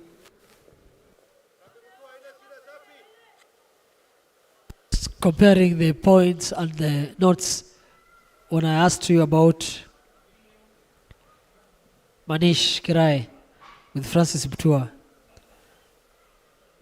I thought when you face someone like Manish and the way he balls round, and then you pack and pile all the positions on offside, I thought he was going to be quite vital, because this fellow, he's going to slog and swing the bat hard, and you can imagine if that ball goes to the bat and it's a quick, the way it travels to the boundary.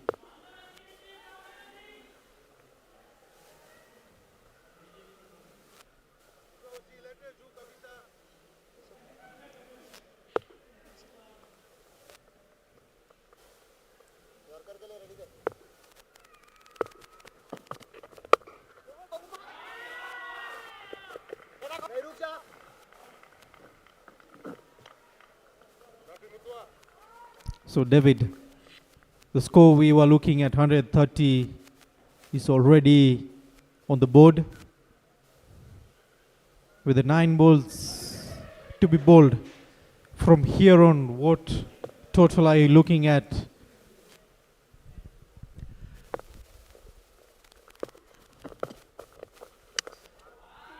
That's a bad sign of a bowler.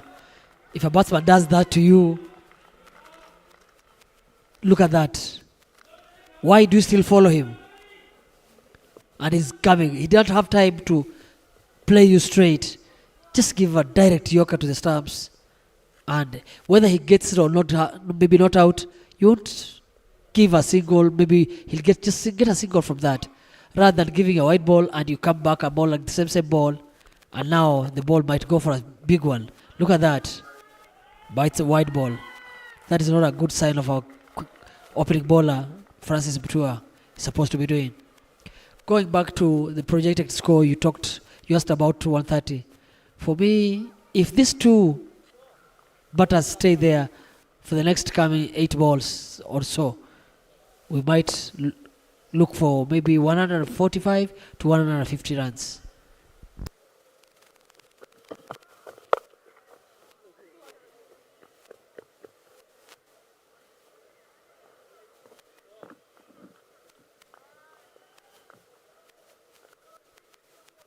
With Francis bowling his 4th over.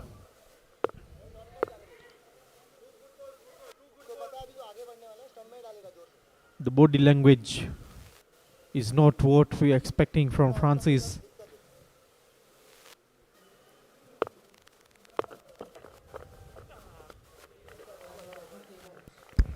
You just don't give a batsman a chance to play you, and he's walking in between that line. When a batsman is steady, that's when you get good chance of sending you away. But now these two are walking in and out, in and out. As a bowler, direct Yorker, nothing else. As we talk about Francis, he doesn't look his.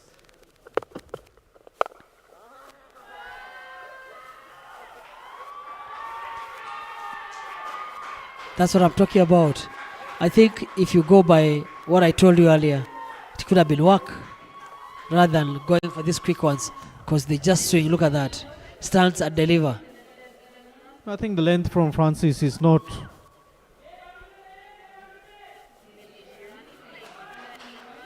The only option that you need to do is at this crucial stage is just do some variation, or either just bowl outside the off stump at the wide line. Let the batsman come face the ball outside the off stump. Do you think in T20 when a bowler end up giving 40 plus runs in 4 overs, it's something good? From the pace bowlers, I don't expect them to go over 10 of the overs. The best they could do is to stay away with 7 runs, 7 to 7.5. With the way Harish Rabadia had bowled, I think he could be the only option as well to replace Francis.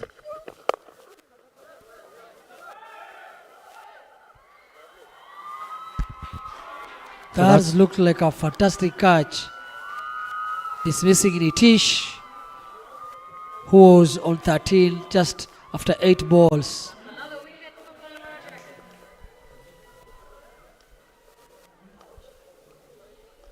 That is Ajinka Belose on 35 after 27. He was looking good and he was really pushing the bowlers back to the wire. Now he's just got an out before 5 balls. Those 5 balls are going to be very crucial because the man who's bowling, he's a very experienced bowler who also opens for Kenya national team, and by doing so, that is a good sign from the bowler and then from the fielder too. Anything that comes up in the air, we were told is a catch. So when you get that catch, make a big difference. So Hiran Kerai coming in to replace Ajinke Beloshe. I think with a good economy bowling by Lucas, just being exactly 6 of the over, which we are talking about should at least be below 7.5 to 7 of the over.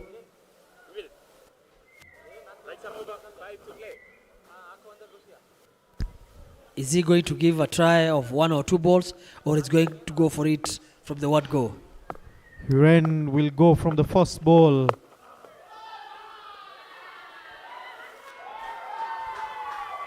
That was a slow delivery by Lucas, just coming into Hiren. Hiren getting some time to take it to the deep square leg boundary.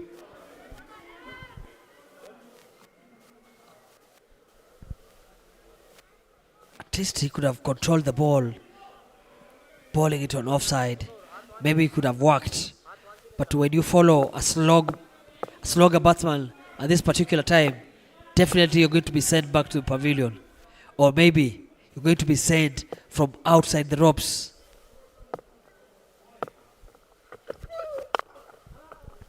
That is a goal. 1 run is more important. I think Lucas should try and execute Yorkers. Out of 3, maybe at least 1 or 2 could also be a positive signs from the bowler himself. Nitish Hirani will try something. Talking about the Yorker, the results, it's in. Super bowling. I think young Francis Mutua needs to learn from his senior. this particular time, if you're given the ball, you should know how to do it and how to control it. That's well bowled. Maybe the remaining 2 balls might be fruitful to the bowler, because the batsman had to think.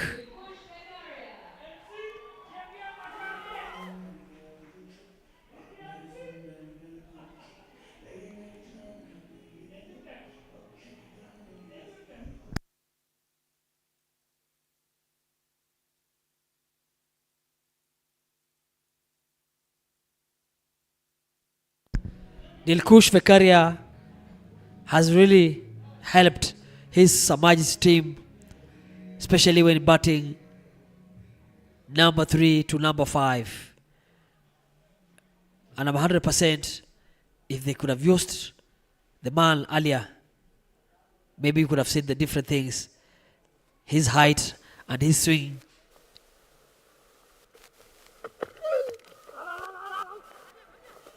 Big swing and a miss, but a bye is given to them. But rather than going straight to the bowler, giving himself some room to try and get the ball off the bat and going towards the offside. With the Lucas bowling, I think it is better you stray into the crease, deep into the crease, to try and avoid some yorkers. So Lucas missing out on a yorker, getting a full toss.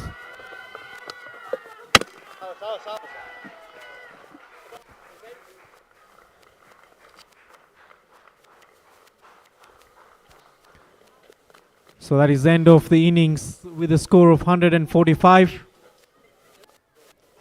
So it was the right decision taken by the captain of Purple Cap. In the toss, it Swiss mentioned he's like to get 140, 145. And the batsmen have not disappointed him. But with Lucas, he wanted to restrict the team to 120, 130. But the extras have given a lot of boost to Purple Cap. Otherwise, the prediction from Lucas could have gone his way. So we'll be back shortly for the second innings after 15 minutes. Stay safe and enjoy.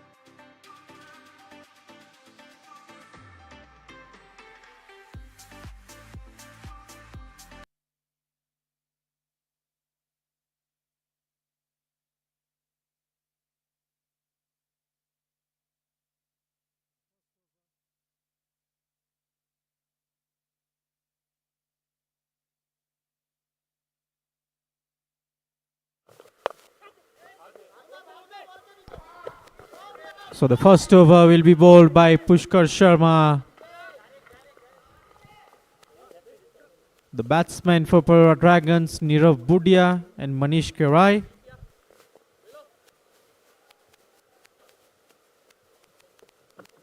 Safi. Shut up, Poppy. Stop.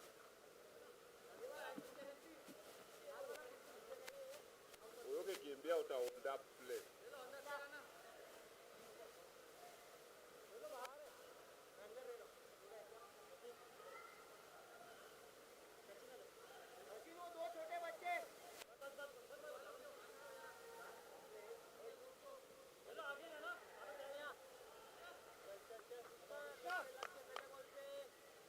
Opening batsmen Nirav Budia and Manish Kerai.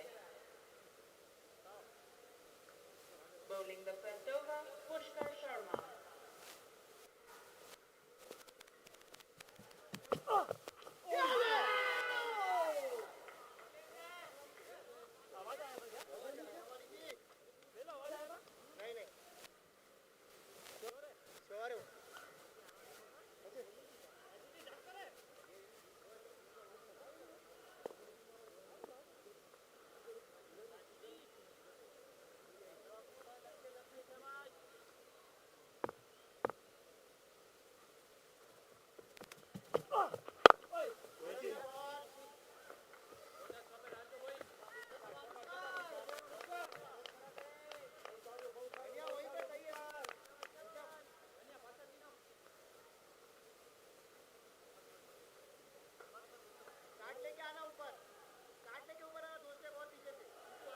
So the PALORA Dragons will be chasing 146.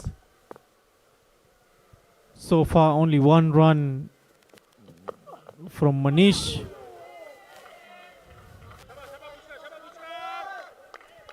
Nirav seems like struggling. The left-hander.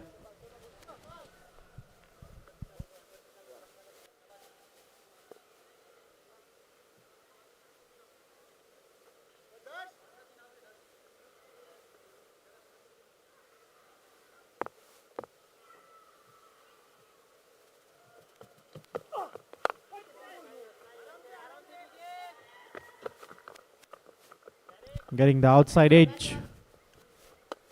2 runs off the over. At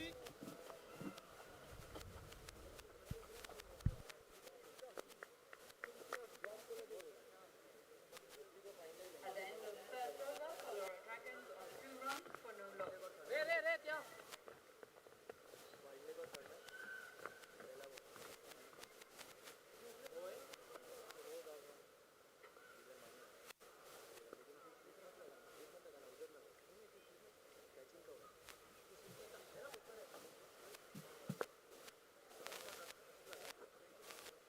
Bowling break some over.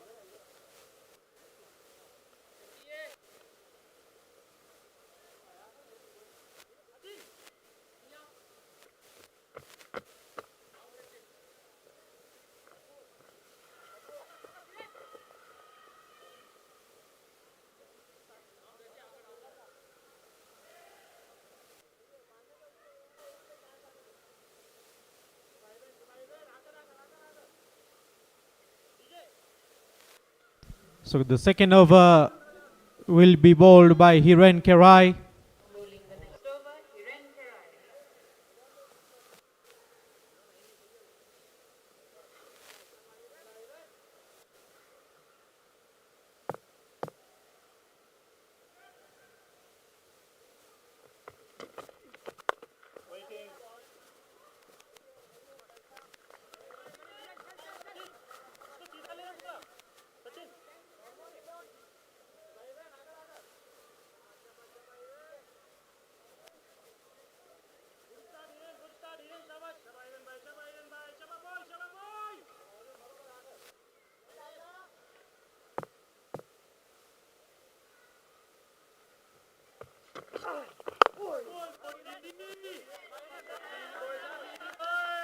So the ball coming back into Nirav Budia.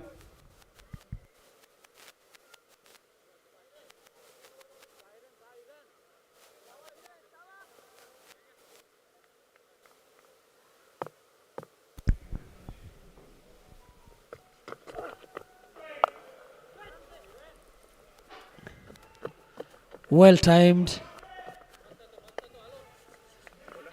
He didn't cry. I don't know what umpire decided to give one from the over. The Ruaraka man, number 7, Ronaldo. Is he going to dodge them with the ball?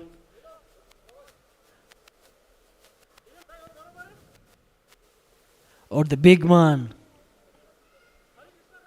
Manish Karai, going to dispatch him?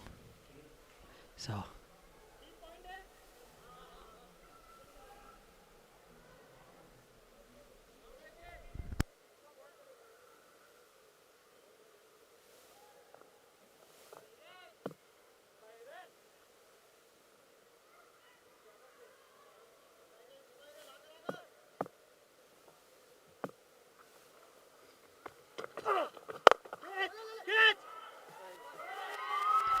That was hit hard by Manish. A short delivery, not getting the time right.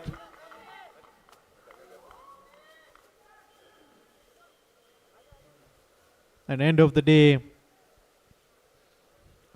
Sachin Budia filling it well.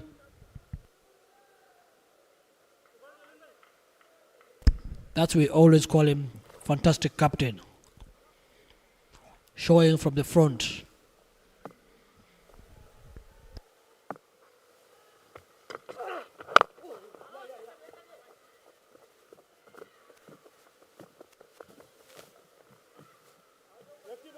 Every time Manish comes facing the ball, definitely mid-on goes down because they know what he's capable of. And by doing that, it really helps because instead of taking a bounty, they take a single and the bowler don't want to face him.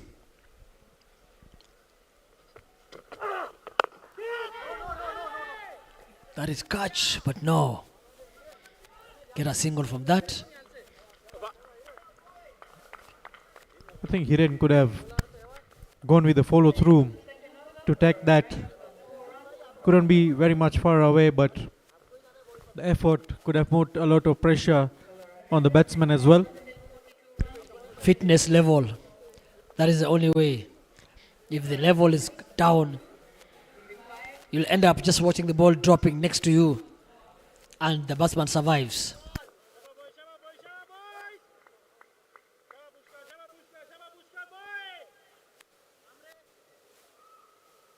Bowling the next over, Pushpa Sharma.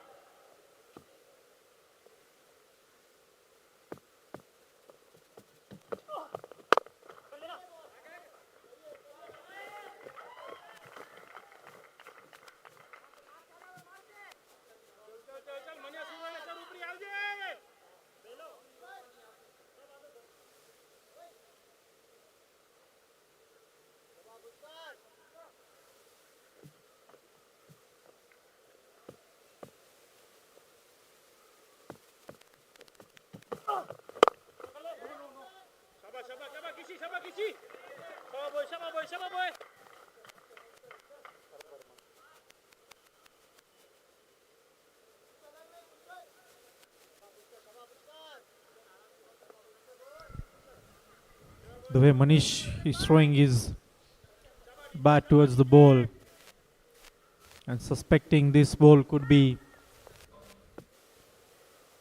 going somewhere else.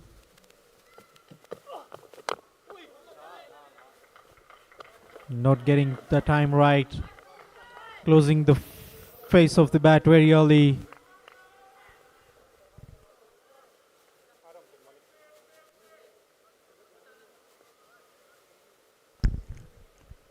I think he should just throw his pressure away. Talk to himself that we are playing on power play. We only have 2 fielders on boundary. So how will you execute and get some few boundaries from there? But because he's going for big shots, that's the reason why he's missing a lot of balls and getting many dot balls and a single rather than pushing that single to double. The run rate required slowly moving up to 8.13.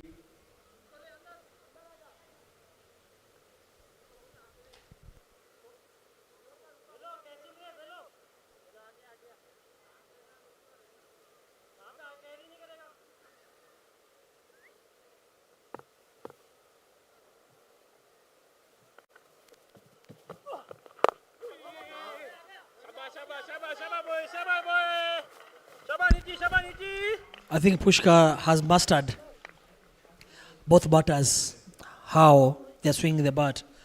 When he's facing the left-hander, the ball is away, going away from him. And when he's facing the right-hander, also the ball is coming in for him. So it forces them. And again, he's bowling round for the righty.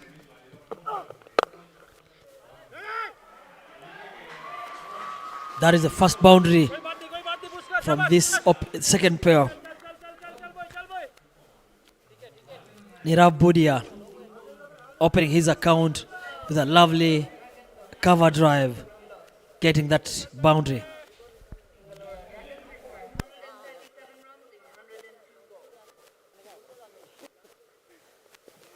Nirav Budia playing on 6 runs. Manish Kerai playing on 3 runs. End of third over. 9 for no loss on board.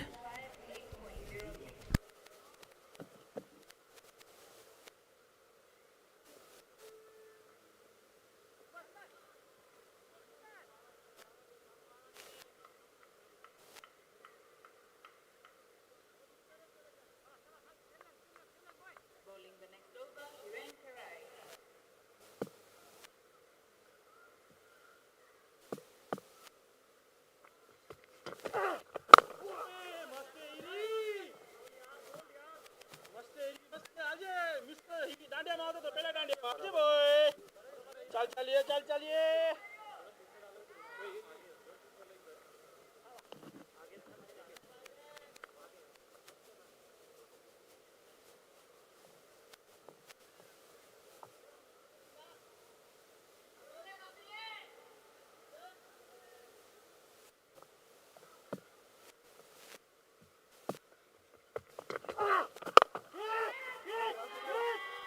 Is it up in the air?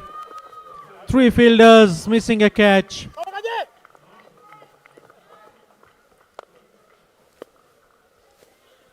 And 2 runs.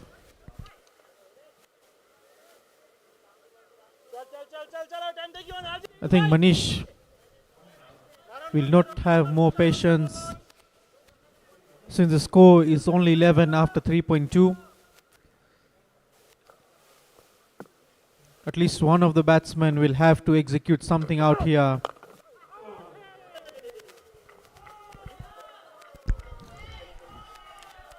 Umpire decides it's a fine in because it's below the knee. The waist, the ball was dipping towards the stumps. He has to rub. He's feeling it. That could have been a boundary or a 6.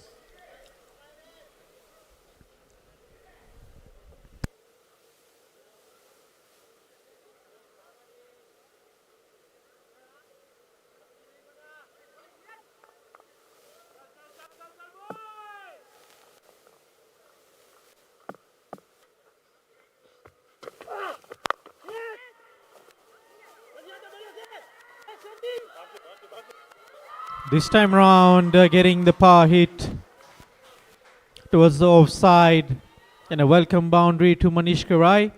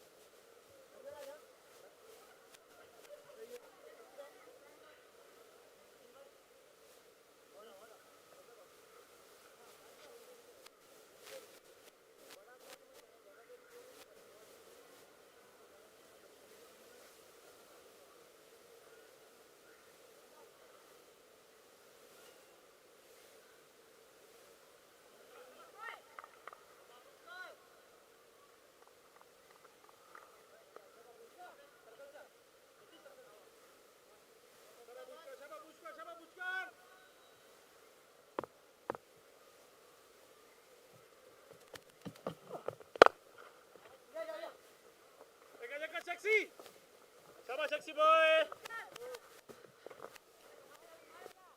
चल डाल boy.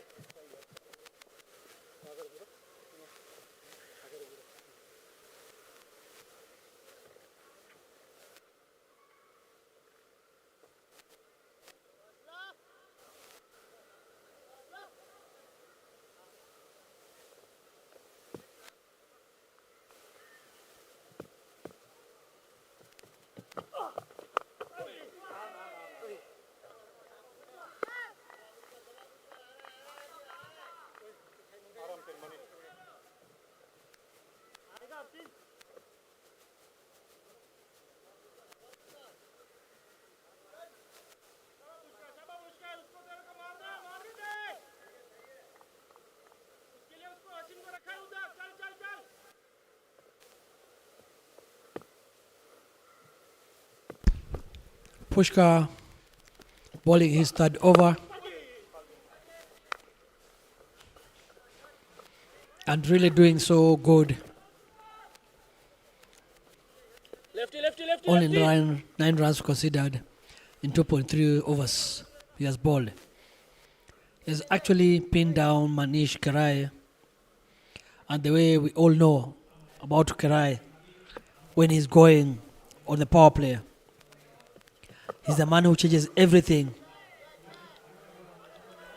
And Pushkar, because his experience really helping, mixing both slow and quick ones. That's why he's surviving and enjoying his spell.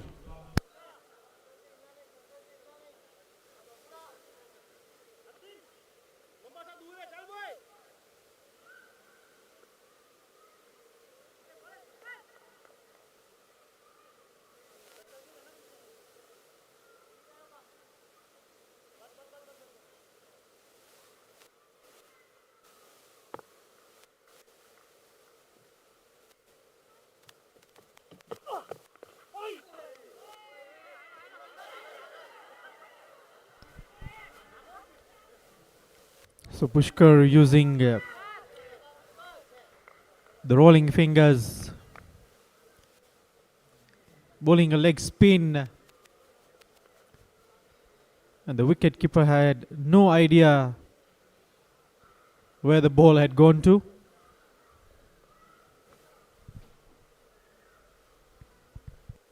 Michelle, if you see the way he's holding the ball, if you're a batsman, are you telling me you can't see that thing? Look at that.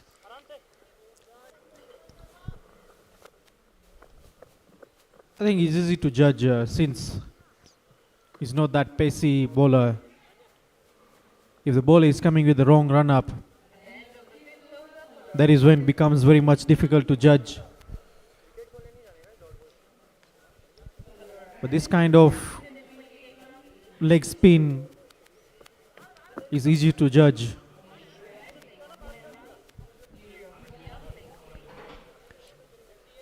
That is the end of fifth over. The score is 18 for no loss. At the same stage, 41 for 2. It tells you the difference because you keep a wicket and you don't have runs on board. You have lost wickets and you have runs on board. What can you say about this? Because the people who are batting first, they were smiling with more runs. Now the second batting team, 18 after 5 overs, 0 wickets. Big mathematics here.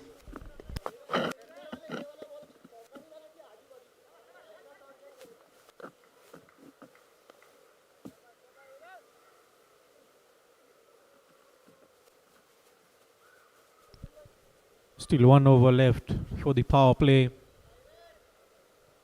The good thing is the wickets have not fallen. With Nirav getting some few into the bat,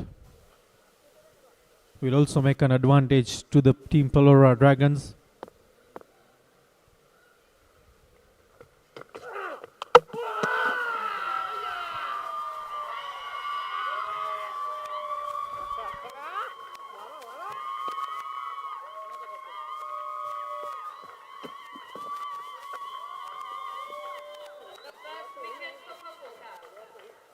That was a short delivery, hitting the pad of Nirav and to the stumps. That is end of Nirav Budia, just scoring 8 runs.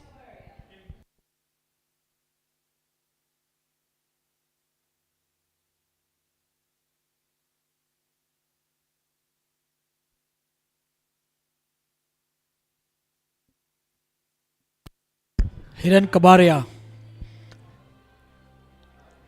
coming in after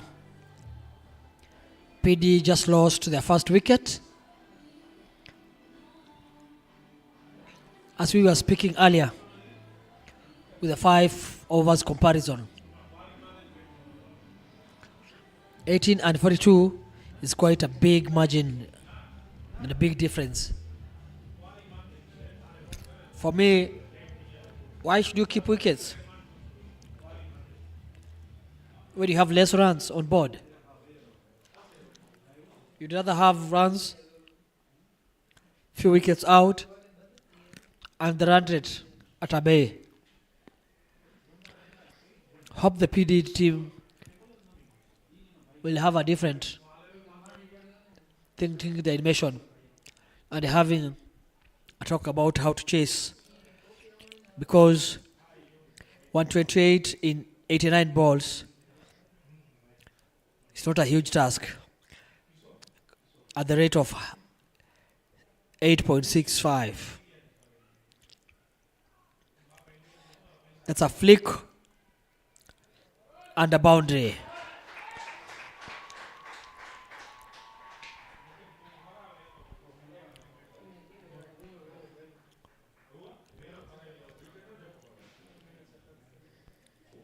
Yeah. Instead of waiting for no ball, first of all, get the runs. Look at the umpire. Maybe the umpire will decide to give you a no ball or not, because it's hard to judge there when you have an umpire like David Pamba with that height. Judging the no ball, quite difficult, because he sees everything all the way from eye-bird view.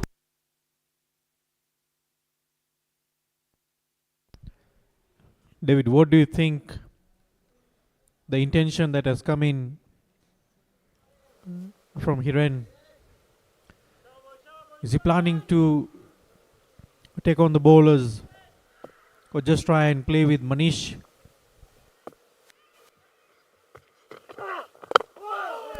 Both batters are hard hitters, but I think Karai will have a different approach, because he seems to be coming with a very well set mind that he needs some more runs. And how will he do that? I think he's going for these bowlers, especially this is the last over of the power play. Then they'll have a better chance of getting more runs. And by doing so, he ran the way he's putting the ball line and length. Talking about that, and the bullet is gone. So in the next 2 overs, maybe they will see different changes, because all these guys are the one, not the batters that you can wait and watch. They'll all definitely attack you, and there's no stopping them.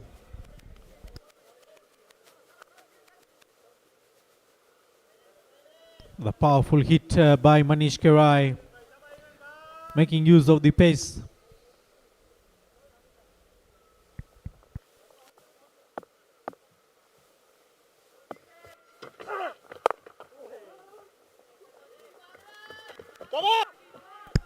If Shalu just watch that, every ball he's facing, Manish just swinging the arms, whether getting the ball on the correct position or not, but still the swing is big.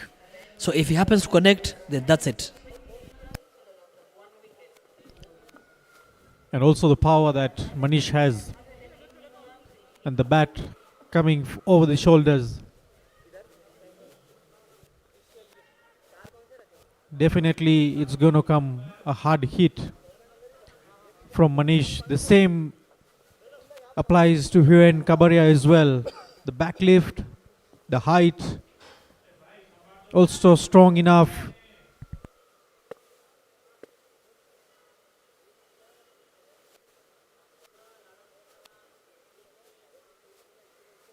Hiren Kabaria playing on 5 runs. Manish Kirai playing on 15 runs.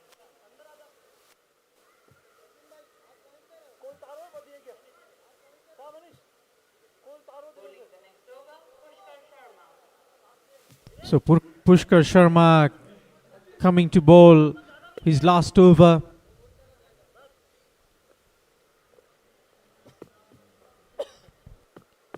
Do you think this is a good idea for Pusha to finish his 4th over? Or do you think he could have left at least 1 over? I think the target is to come and just get one of the batsmen, both the heaters. And that could be a golden key to the lock of purple cap.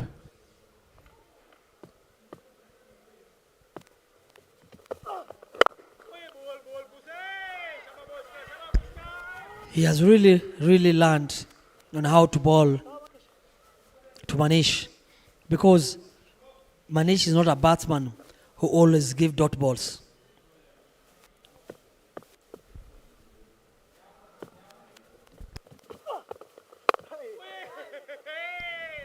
Good stuff, boy. Good stuff, boy. Good stuff, boy. अभी ball उसको मारने को हाँ वही shot चाहिए उसे.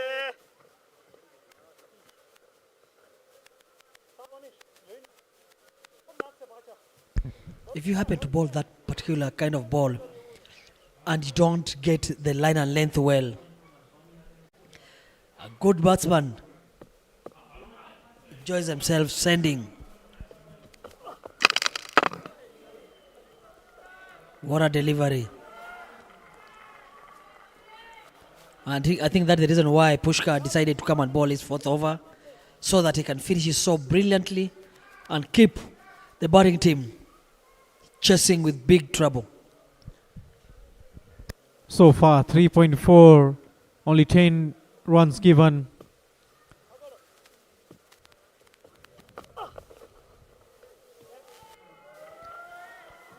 So once again, another slow delivery to Manish Kirai. Is it going to be the first maiden for this particular game from the boths? When we witnessed the first inning,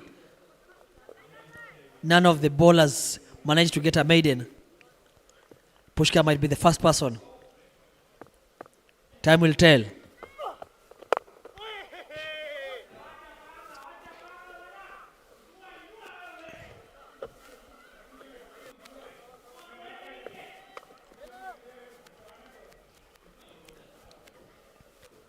That is Pushkar's 4 overs super figure, or 4 overs, 11 for no. Fantastic over.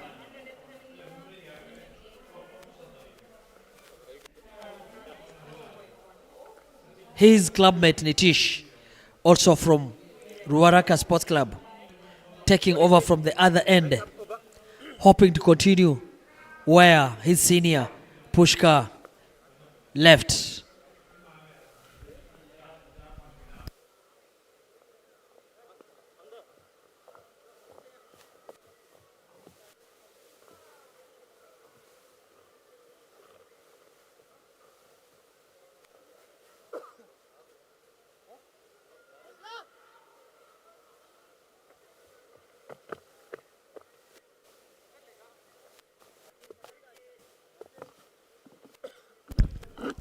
Leggy bowlers facing each other. One bowling around and one bowling over. Let's wait and see who becomes a better bowler or who becomes a better batter. Because also Manish bowled Nitish. Nitish is bowling to Manish. What a contest.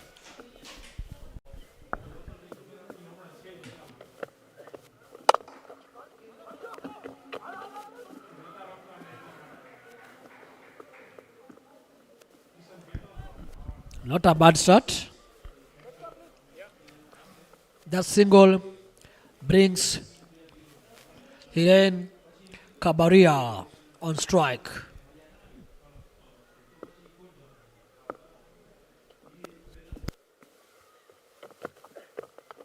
Catch! Catch is a call, but Dash on boundary, doing what he does best. Only one run taken.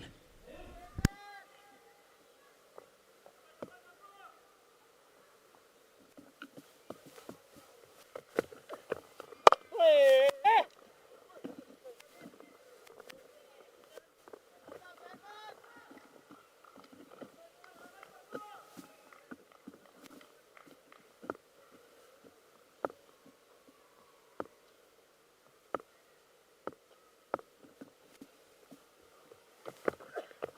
Ah, mara wala! Bara!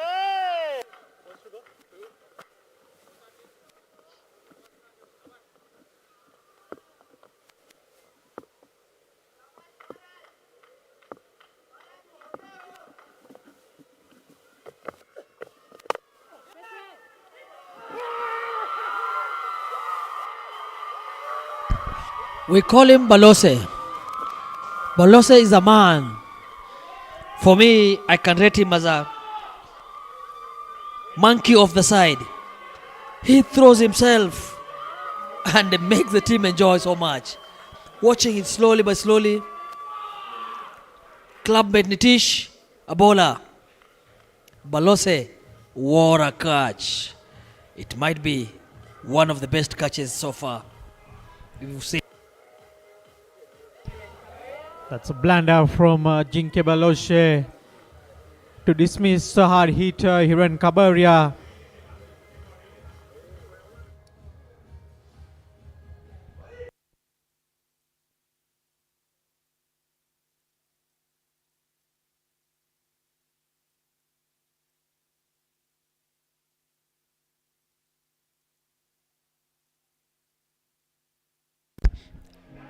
Ankit Banderi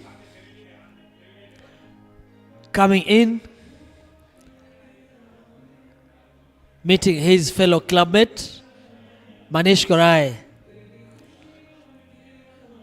If the language was different, now they have the same language. They'll understand each other. They'll know what to do. They'll communicate easily. And maybe we'll see some good runs coming.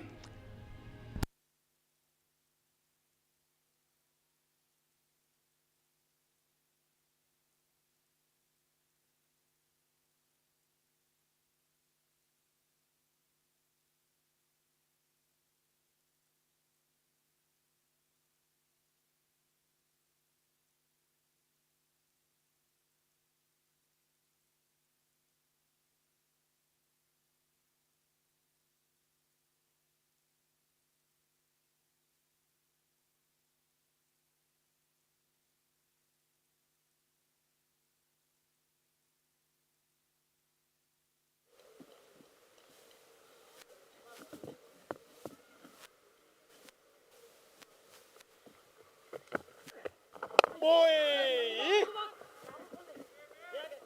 Bola! Go boys! Shaba boys!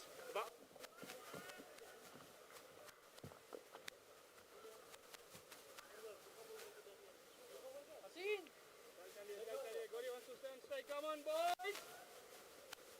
At the end of 8 overs, PALORA Dragons on 33 runs, with a loss of 2 wickets. PALORA Dragons by 113 runs in 17 current run rate 4.2. Shaba boy. Hasin that best friend. Alje. Best friend Hamjin bowling na Alje. Manish Kirai playing on 18 runs. 8 overs, 33 for 2. 2 wickets in 1 over. Hashin Varsani coming to replace Pushkar. The man who represents Samaj youth team in the NPCA league. The darling of the crowd, especially when he bowls, takes more than 1 minute to bowl an over.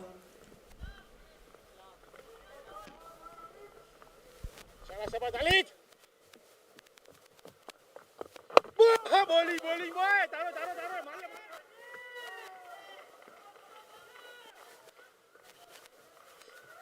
Sabar, good stuff boy. Shabashin boy.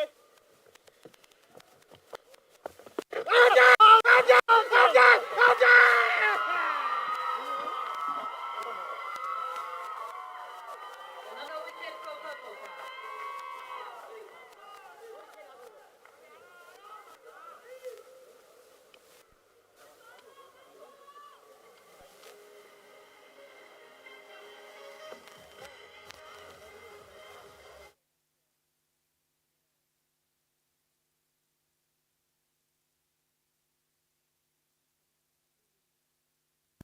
Appealing and asking umpire to look at it, and yet you have your partner at the non-striking end. Does it really help, or just because you ask for it when people are asking? I think it's better to consult your partner rather than just taking a decision right away. With this decision, there's no need to even go up to the third umpire or taking a review. It was a plum. Now you see they've just lost a review that it could have even helped them maybe later. Even the batsman himself, he knew he was out. I don't know why people just goes upstairs. It has never come into my mind. Thinking of that, third umpire, when he decides that, what really also comes to his mind? Was he trying something, or maybe was he trying his luck?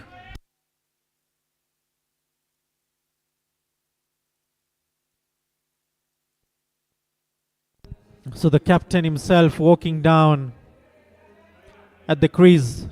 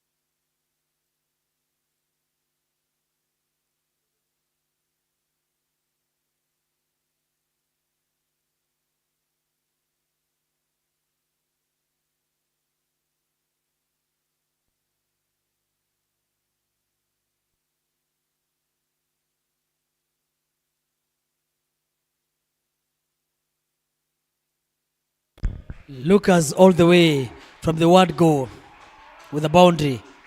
For him, losing and winning, it's not a big task because he knows the stage that his team is in now right now.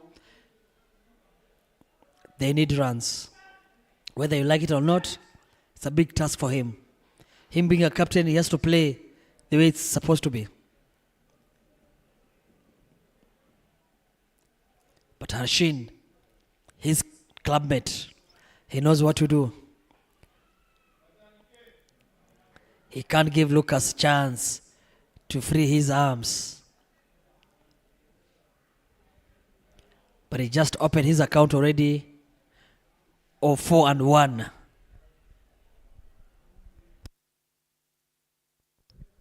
So Manish facing his first ball of Hashin. So just 1 run taken in 6 runs of the over so far. At the end of 9 overs, PALORA Dragons on 39 runs for a loss of 3 wickets. PALORA Dragons require 107 runs in 66 balls. Current run rate 4.33, required 9.73. Lucas Landerson playing on 5 runs. Manish Kirai playing on 19 runs. चल चल चल मार दे मनिया सूर्य को चल चलिए भाई Bowling the ninth over, Nitish Irani.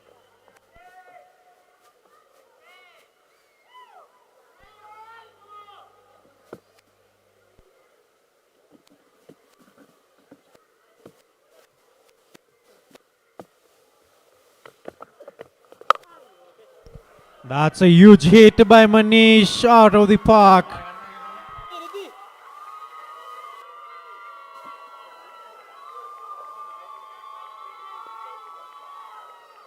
गने हरी कर रहे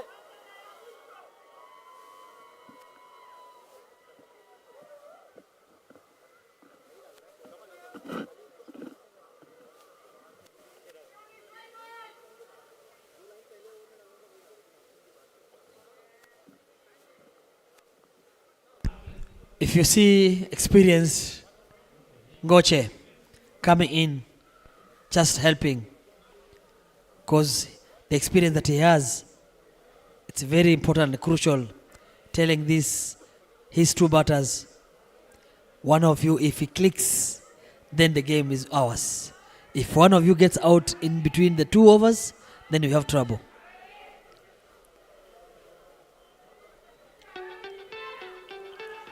And I think that's a good thing of Ngoche going to speak to them, because all of the 2 batters, they like going wild. Maybe Lucas should give a chance for the set batter that he found in, for him to continue. Then Lucas should take charge afterwards, or they'll continue both later. भाइयों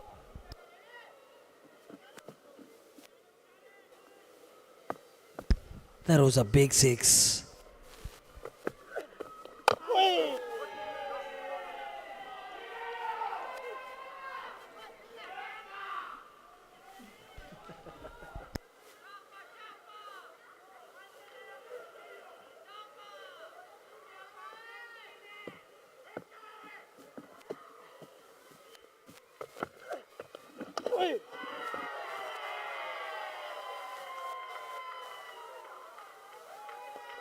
Was that a drop catch by the keeper?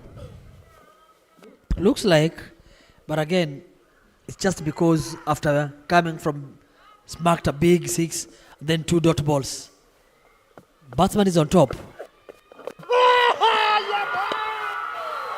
And that's clean bowled by Nitish Irani. Bowling the googly.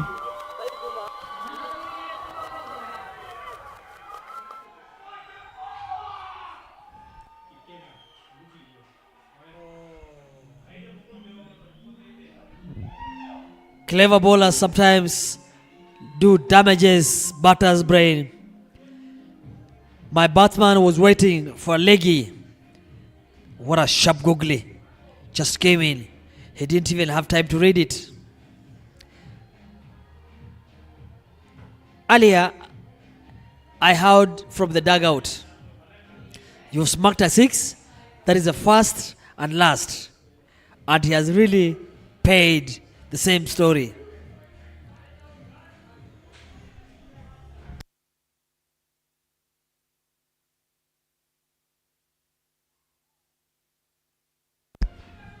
Francis Mtua, one of the stylish batsmen who comes from Stray Lions, matches 21, innings 16, scoring total of 146 runs.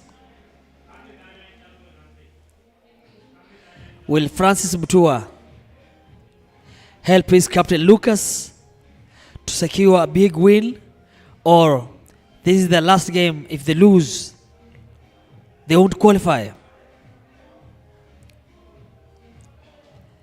That is the scorers. Looks like the wind is blowing, cold up there, trees around them. But what to do? You're here for a job. Enjoy the job. You can't complain about the weather. You can't complain about the wind. Watch the ball and write the exact thing. That is Chadwick and Maggie Banja, veteran, former Kenya opening batter and captain. One of the most experienced we've ever gotten and will never get.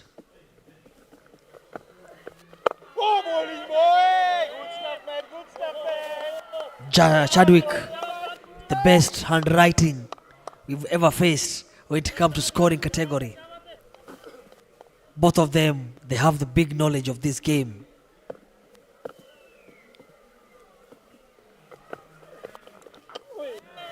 That is a bounce and turn.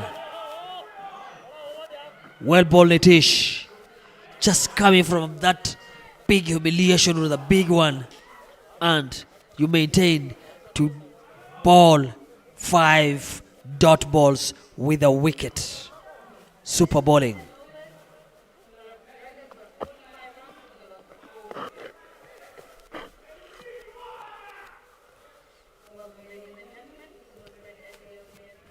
Last week,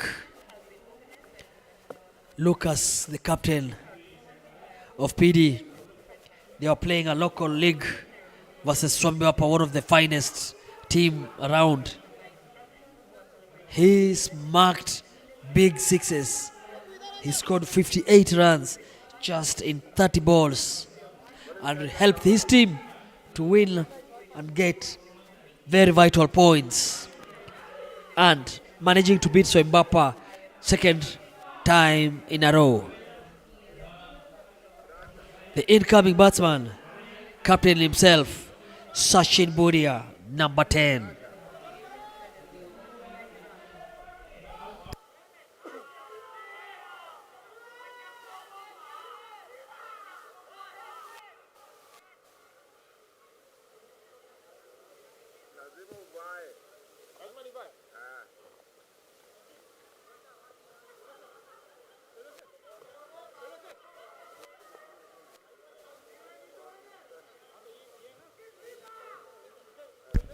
Mind game going on here between Sachin and Lucas. David Odhiambo Pambaya giving a smile. I'm 100%, Sachin told him. I'm going to clear your head. You'll never see you going back home. Lucas decided to go and ask for a helmet. That is the cricket we want. Don't ever underestimate. Whether it's a medium, that's mine, or spin, helmet is a must. Good start, and maybe 2 from there. Misfield from the point region. It's going to be a really, really good contest between these two. Lucas, the hard hitter. Sachin Budia, the experienced bowler.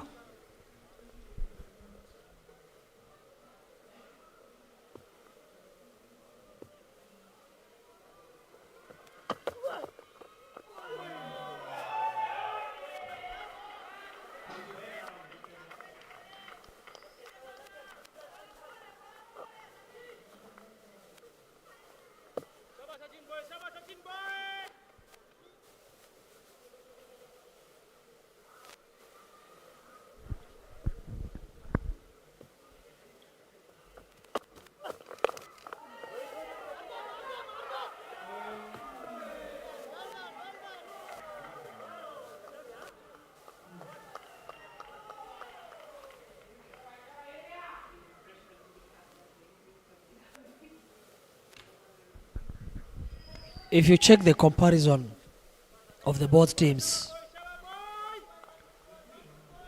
PC at this particular time,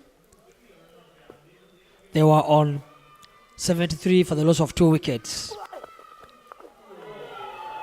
PD are on 45 for the loss of 4 wickets in 10 overs. The board itself says everything.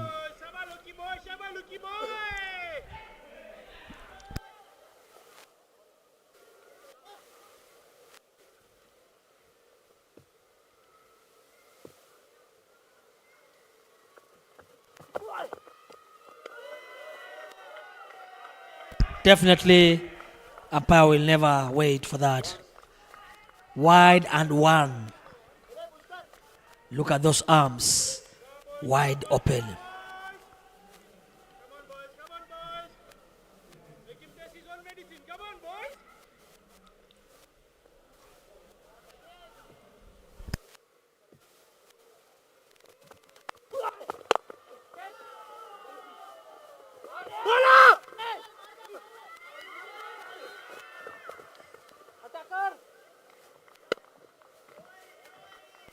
Good running between the wickets. I think a boundary fielder was quite a bit slow, and Lucas and Francis Mutua managed to get the double there. Well bowled.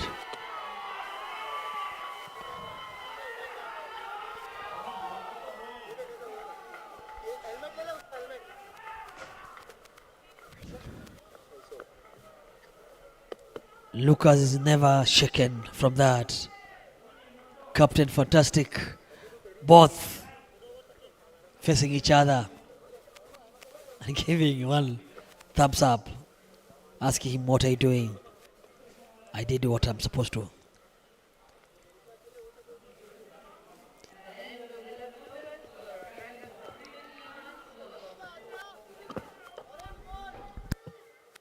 PALORA Dragons require 96 runs in 54 balls.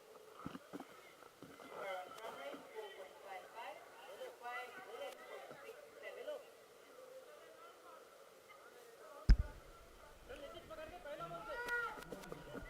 Do you think we'll see a different batting team from these two? Just talking about the difference. Nitish just smashing the stumps of the PD team. I think they're not reading his googly. Waiting for the leggy. Francis Mutua. Watch the bowler fast, Bana. Once again, Nitish Irani bringing ball into the batsman Francis Mutua.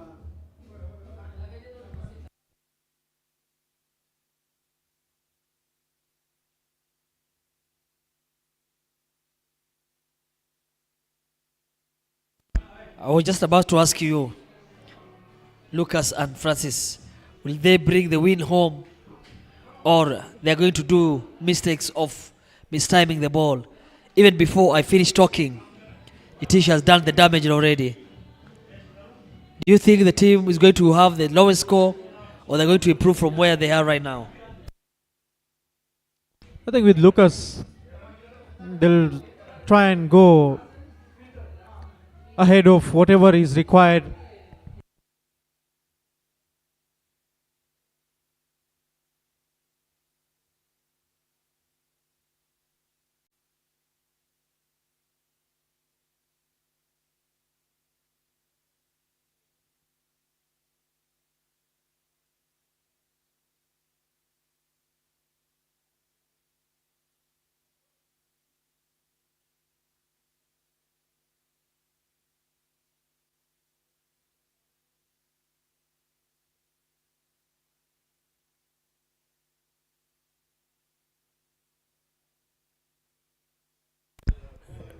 Incoming batsman Ravi Vekaria replacing Francis Mutua.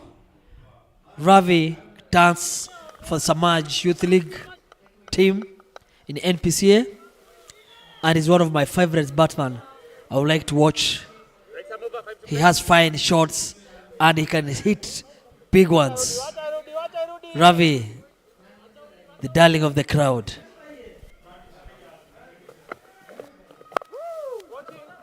Come on, Bailey boy! Come on, Bailey boy! Come on, Bailey boy! चल चलिए मारा दे अपने भाई ने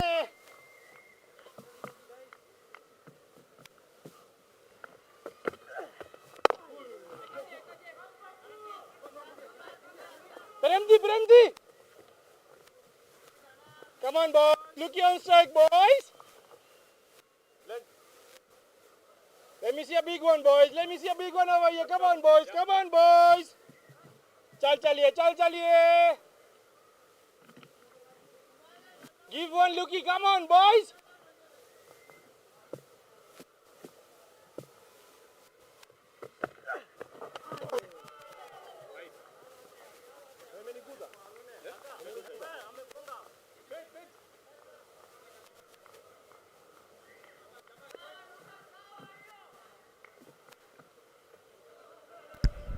Purple Cup team come on boy seems to be the first team to qualify to the semis.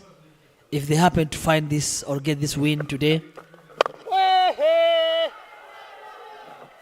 the next game it will be no plus for them because they've already secured the 8 points that will send them to the semi-finals.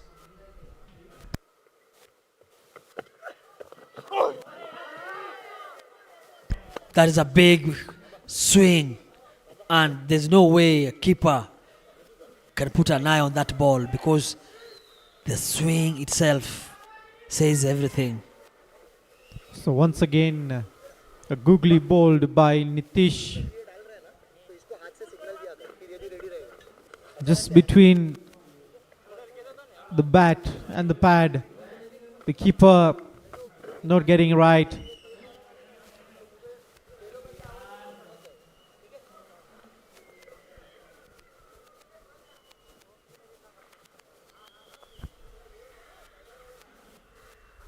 Sachin Bodia to continue his second over from the mosque side end, hoping to continue where he left after giving 5 runs in his first over.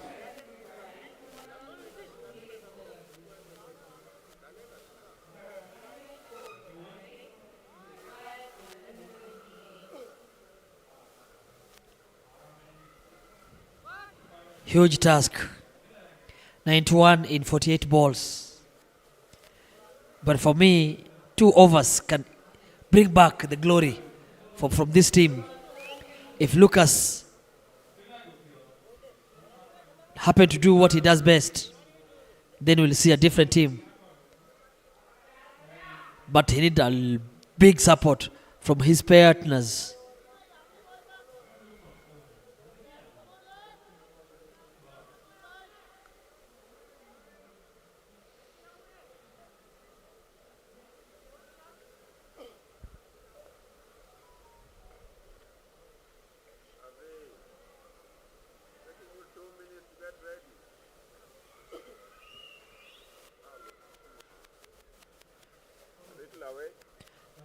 Striker taking too much time.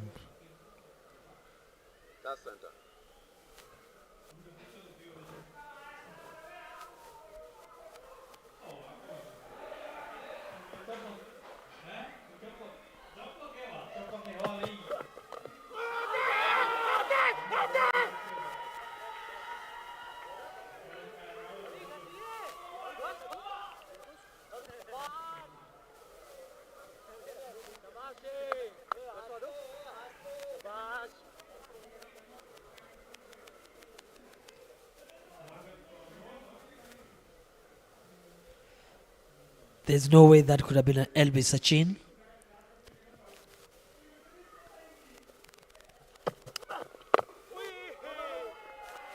Good in-swing bowling from Sachin. Ravi taking his time.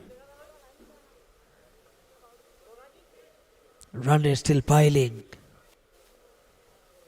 From 11 to 11.85.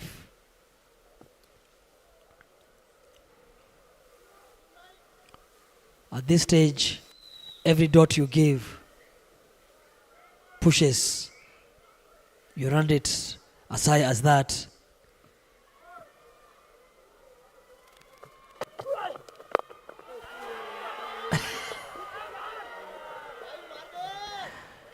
I don't know what happened there with Ravi.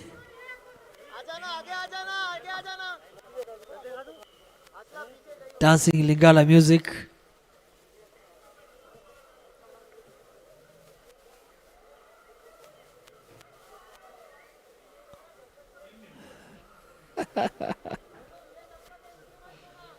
He survived. I think Pushkar could have taken a chance of just coming forward, diving into it.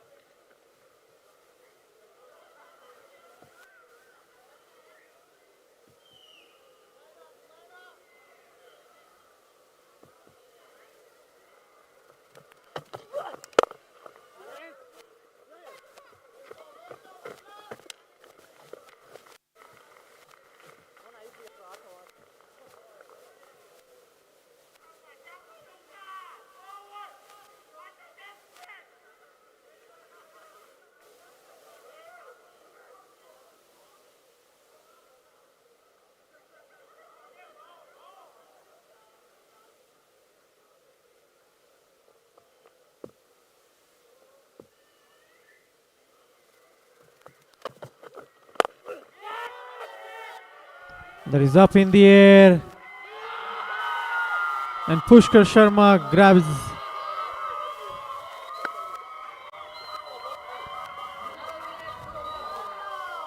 So Lucas will be walking back to the pavilion, courtesy of Sachin Budia, caught by Pushkar Sharma.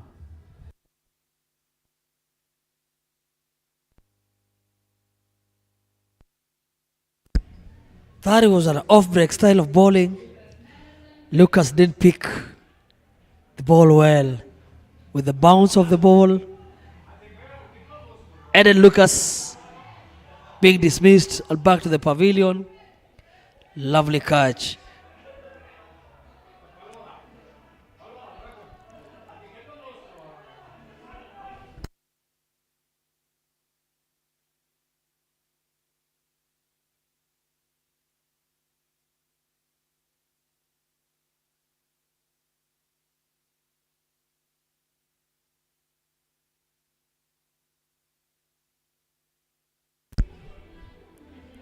Rahul Rabadia coming to replace his captain Lucas Oluoch.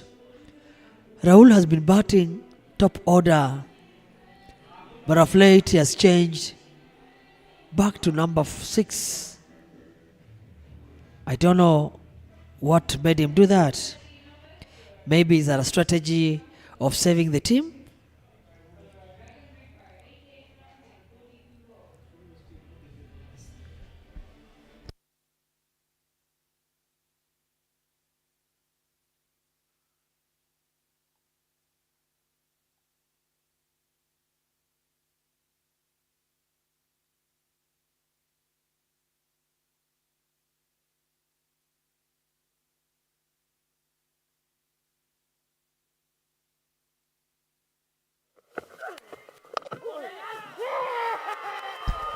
Another wicket again from Nitish.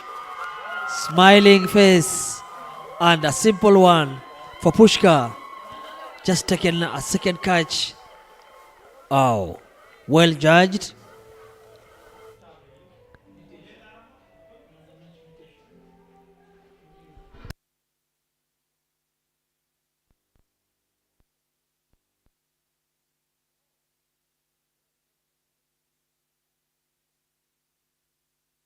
So that's 4th wicket.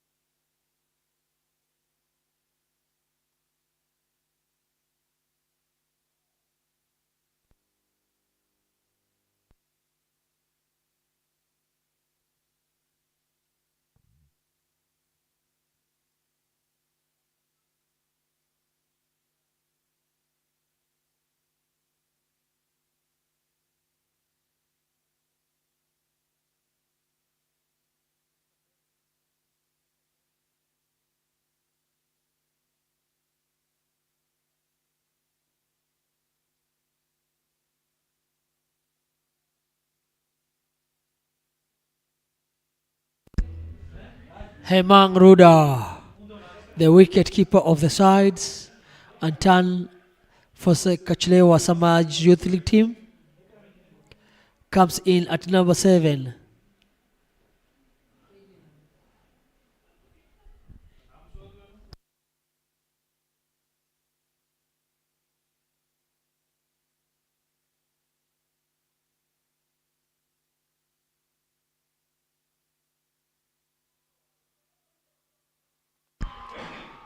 Five, 11 runs. It might earn him man of the match.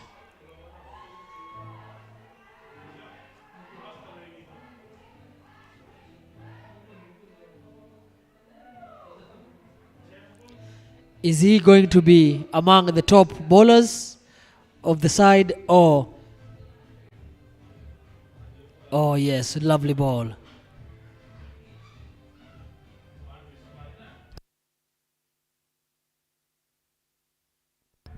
So that's a hat trick of the team. And Nitish grabs his 5th wicket.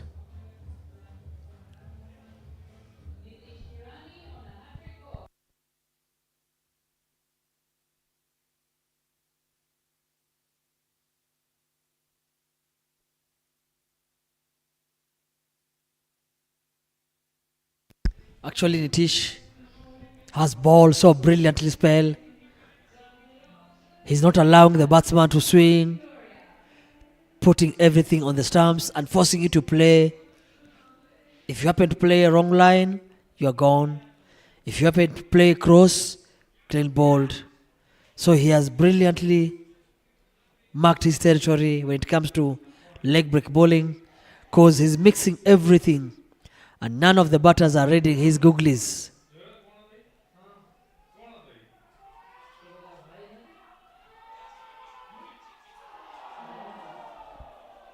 Just gotten a miss there.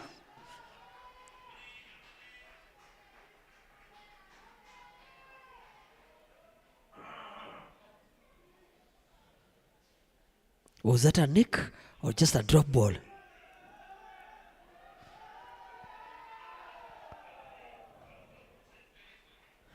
Mayur Pidoria avoiding to be a next victim, playing fantastic block.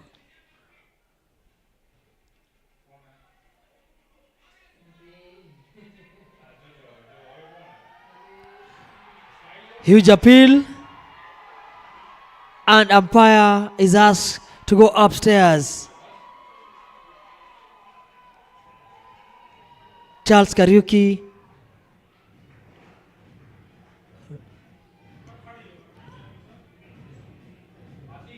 oh, that is clean.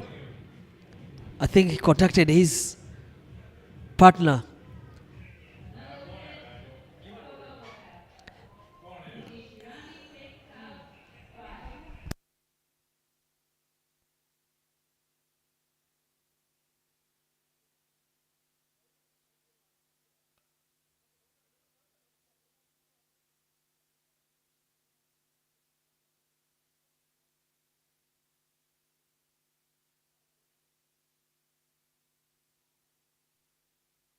So that is the end of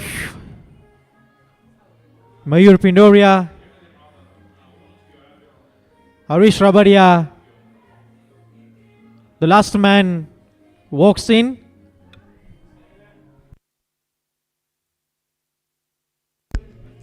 Look what the friend is doing to him, escorting him, telling him, my friend, walk quickly. We need to go back home.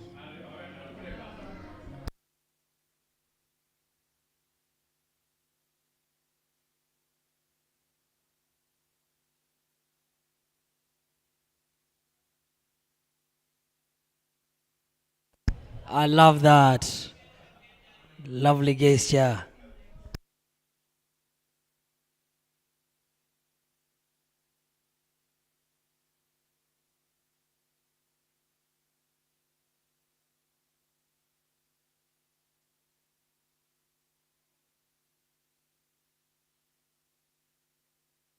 That is the end of Nitish.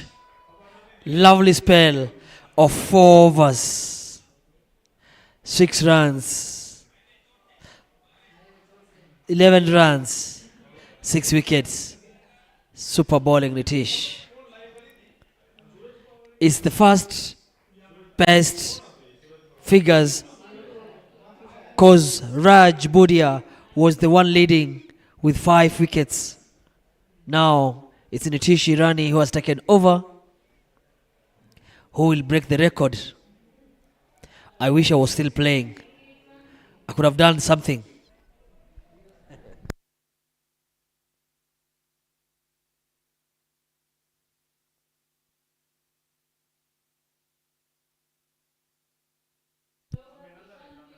So things are not looking easy right here. Short delivery by Kishan.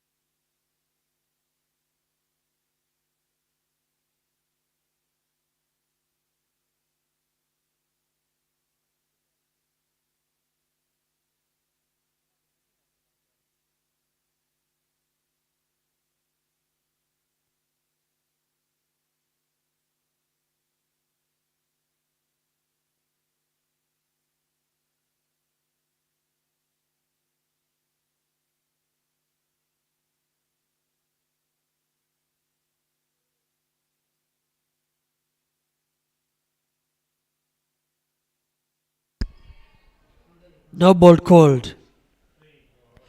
Free hit.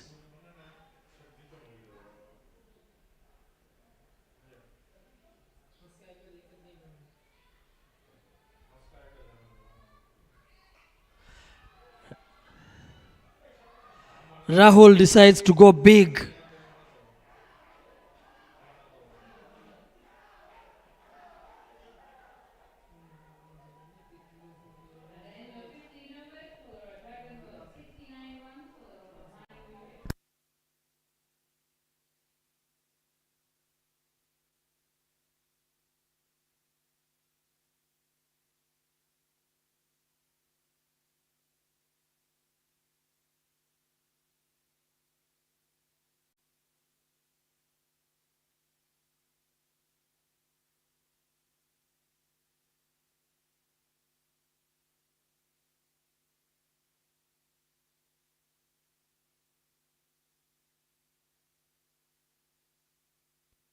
Ashane just bowled 1 over, took some break, and he's back to bowl his second over.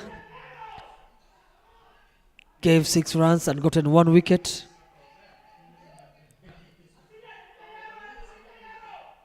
The man who bowls 1 over in 50 seconds.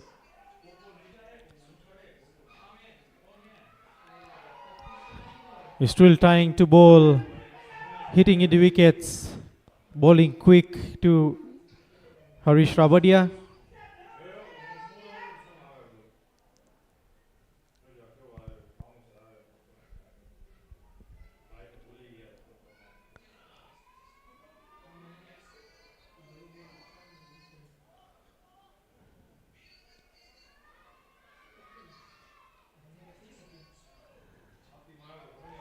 Yes, he decides. You're going for it now.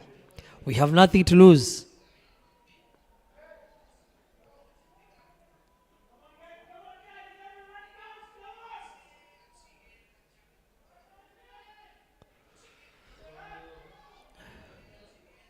Vishal, what do you think, or when do you think umpires always get bored spell when they are umpiring? First or second inning? Or another question, have you been an umpire before? And if you have, can you tell me the time you used to be getting bored, especially when the batters are not hitting the ball or when the wickets are falling quickly, or what was your time? I think at times you have to be in that situation since you've already taken the responsibility of being an umpire. End of the day, you're the one in charge, you're the boss of the game, or have to go with it, with whichever situation it comes to.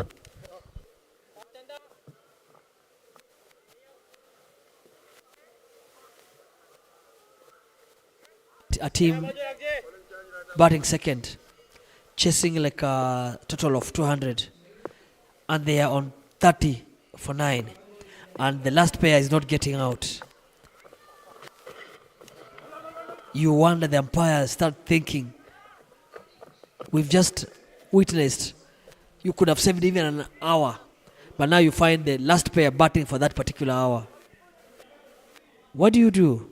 What do you tell always your partner as a second umpire on your left side?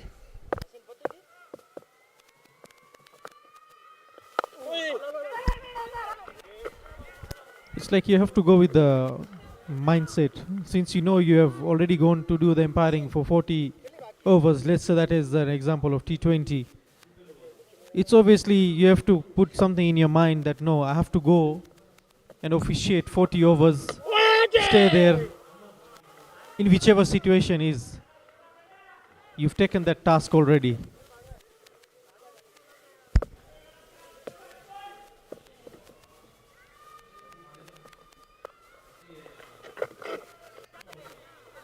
So that means an umpire, he's an obedient member who has to lead from front, from first ball to the last ball. So he has to be the judge of the full game.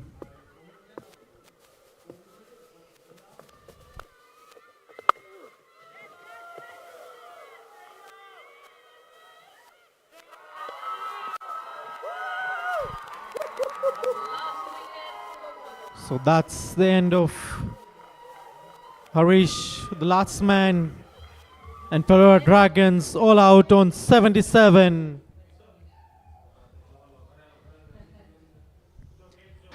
So the Purple Cap have won by 68 runs,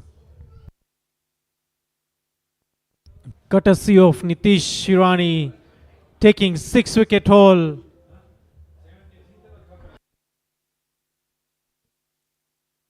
Yeah, Nitish, man of the match. Thank you so much. See you tomorrow for the next game.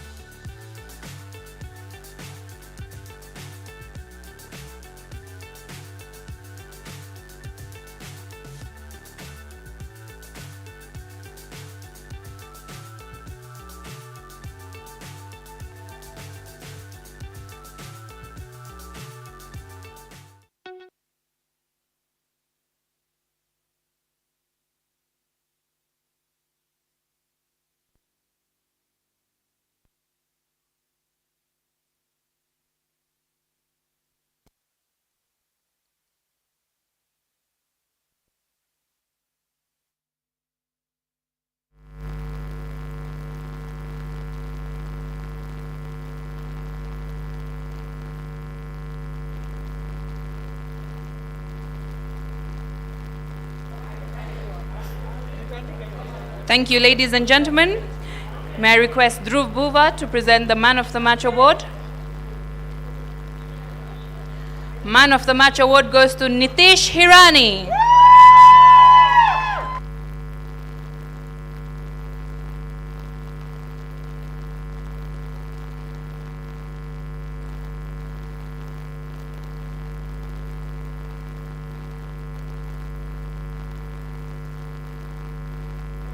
I kindly request a representative from Lakshman Bhai Construction to come and give the highest sixes award.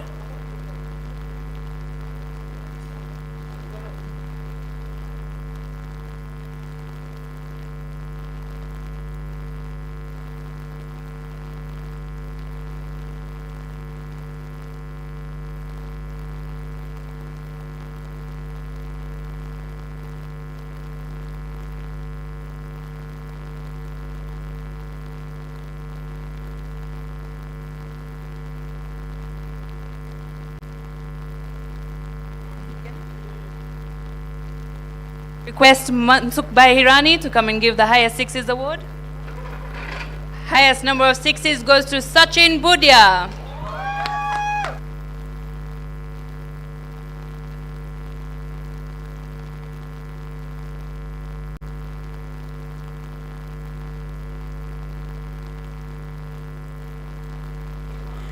I request Vishal Bojani to come and give the highest runs so far in the tournament with 196 to Sachin Gill.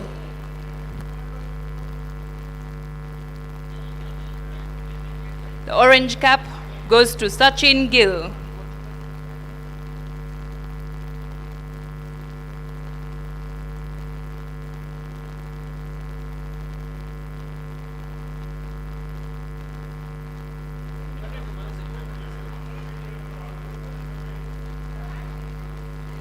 Thank you, ladies and gentlemen. Join us tomorrow for another match between Ndovu Crushers and SILVERSPREAD Mafuko Mavericks.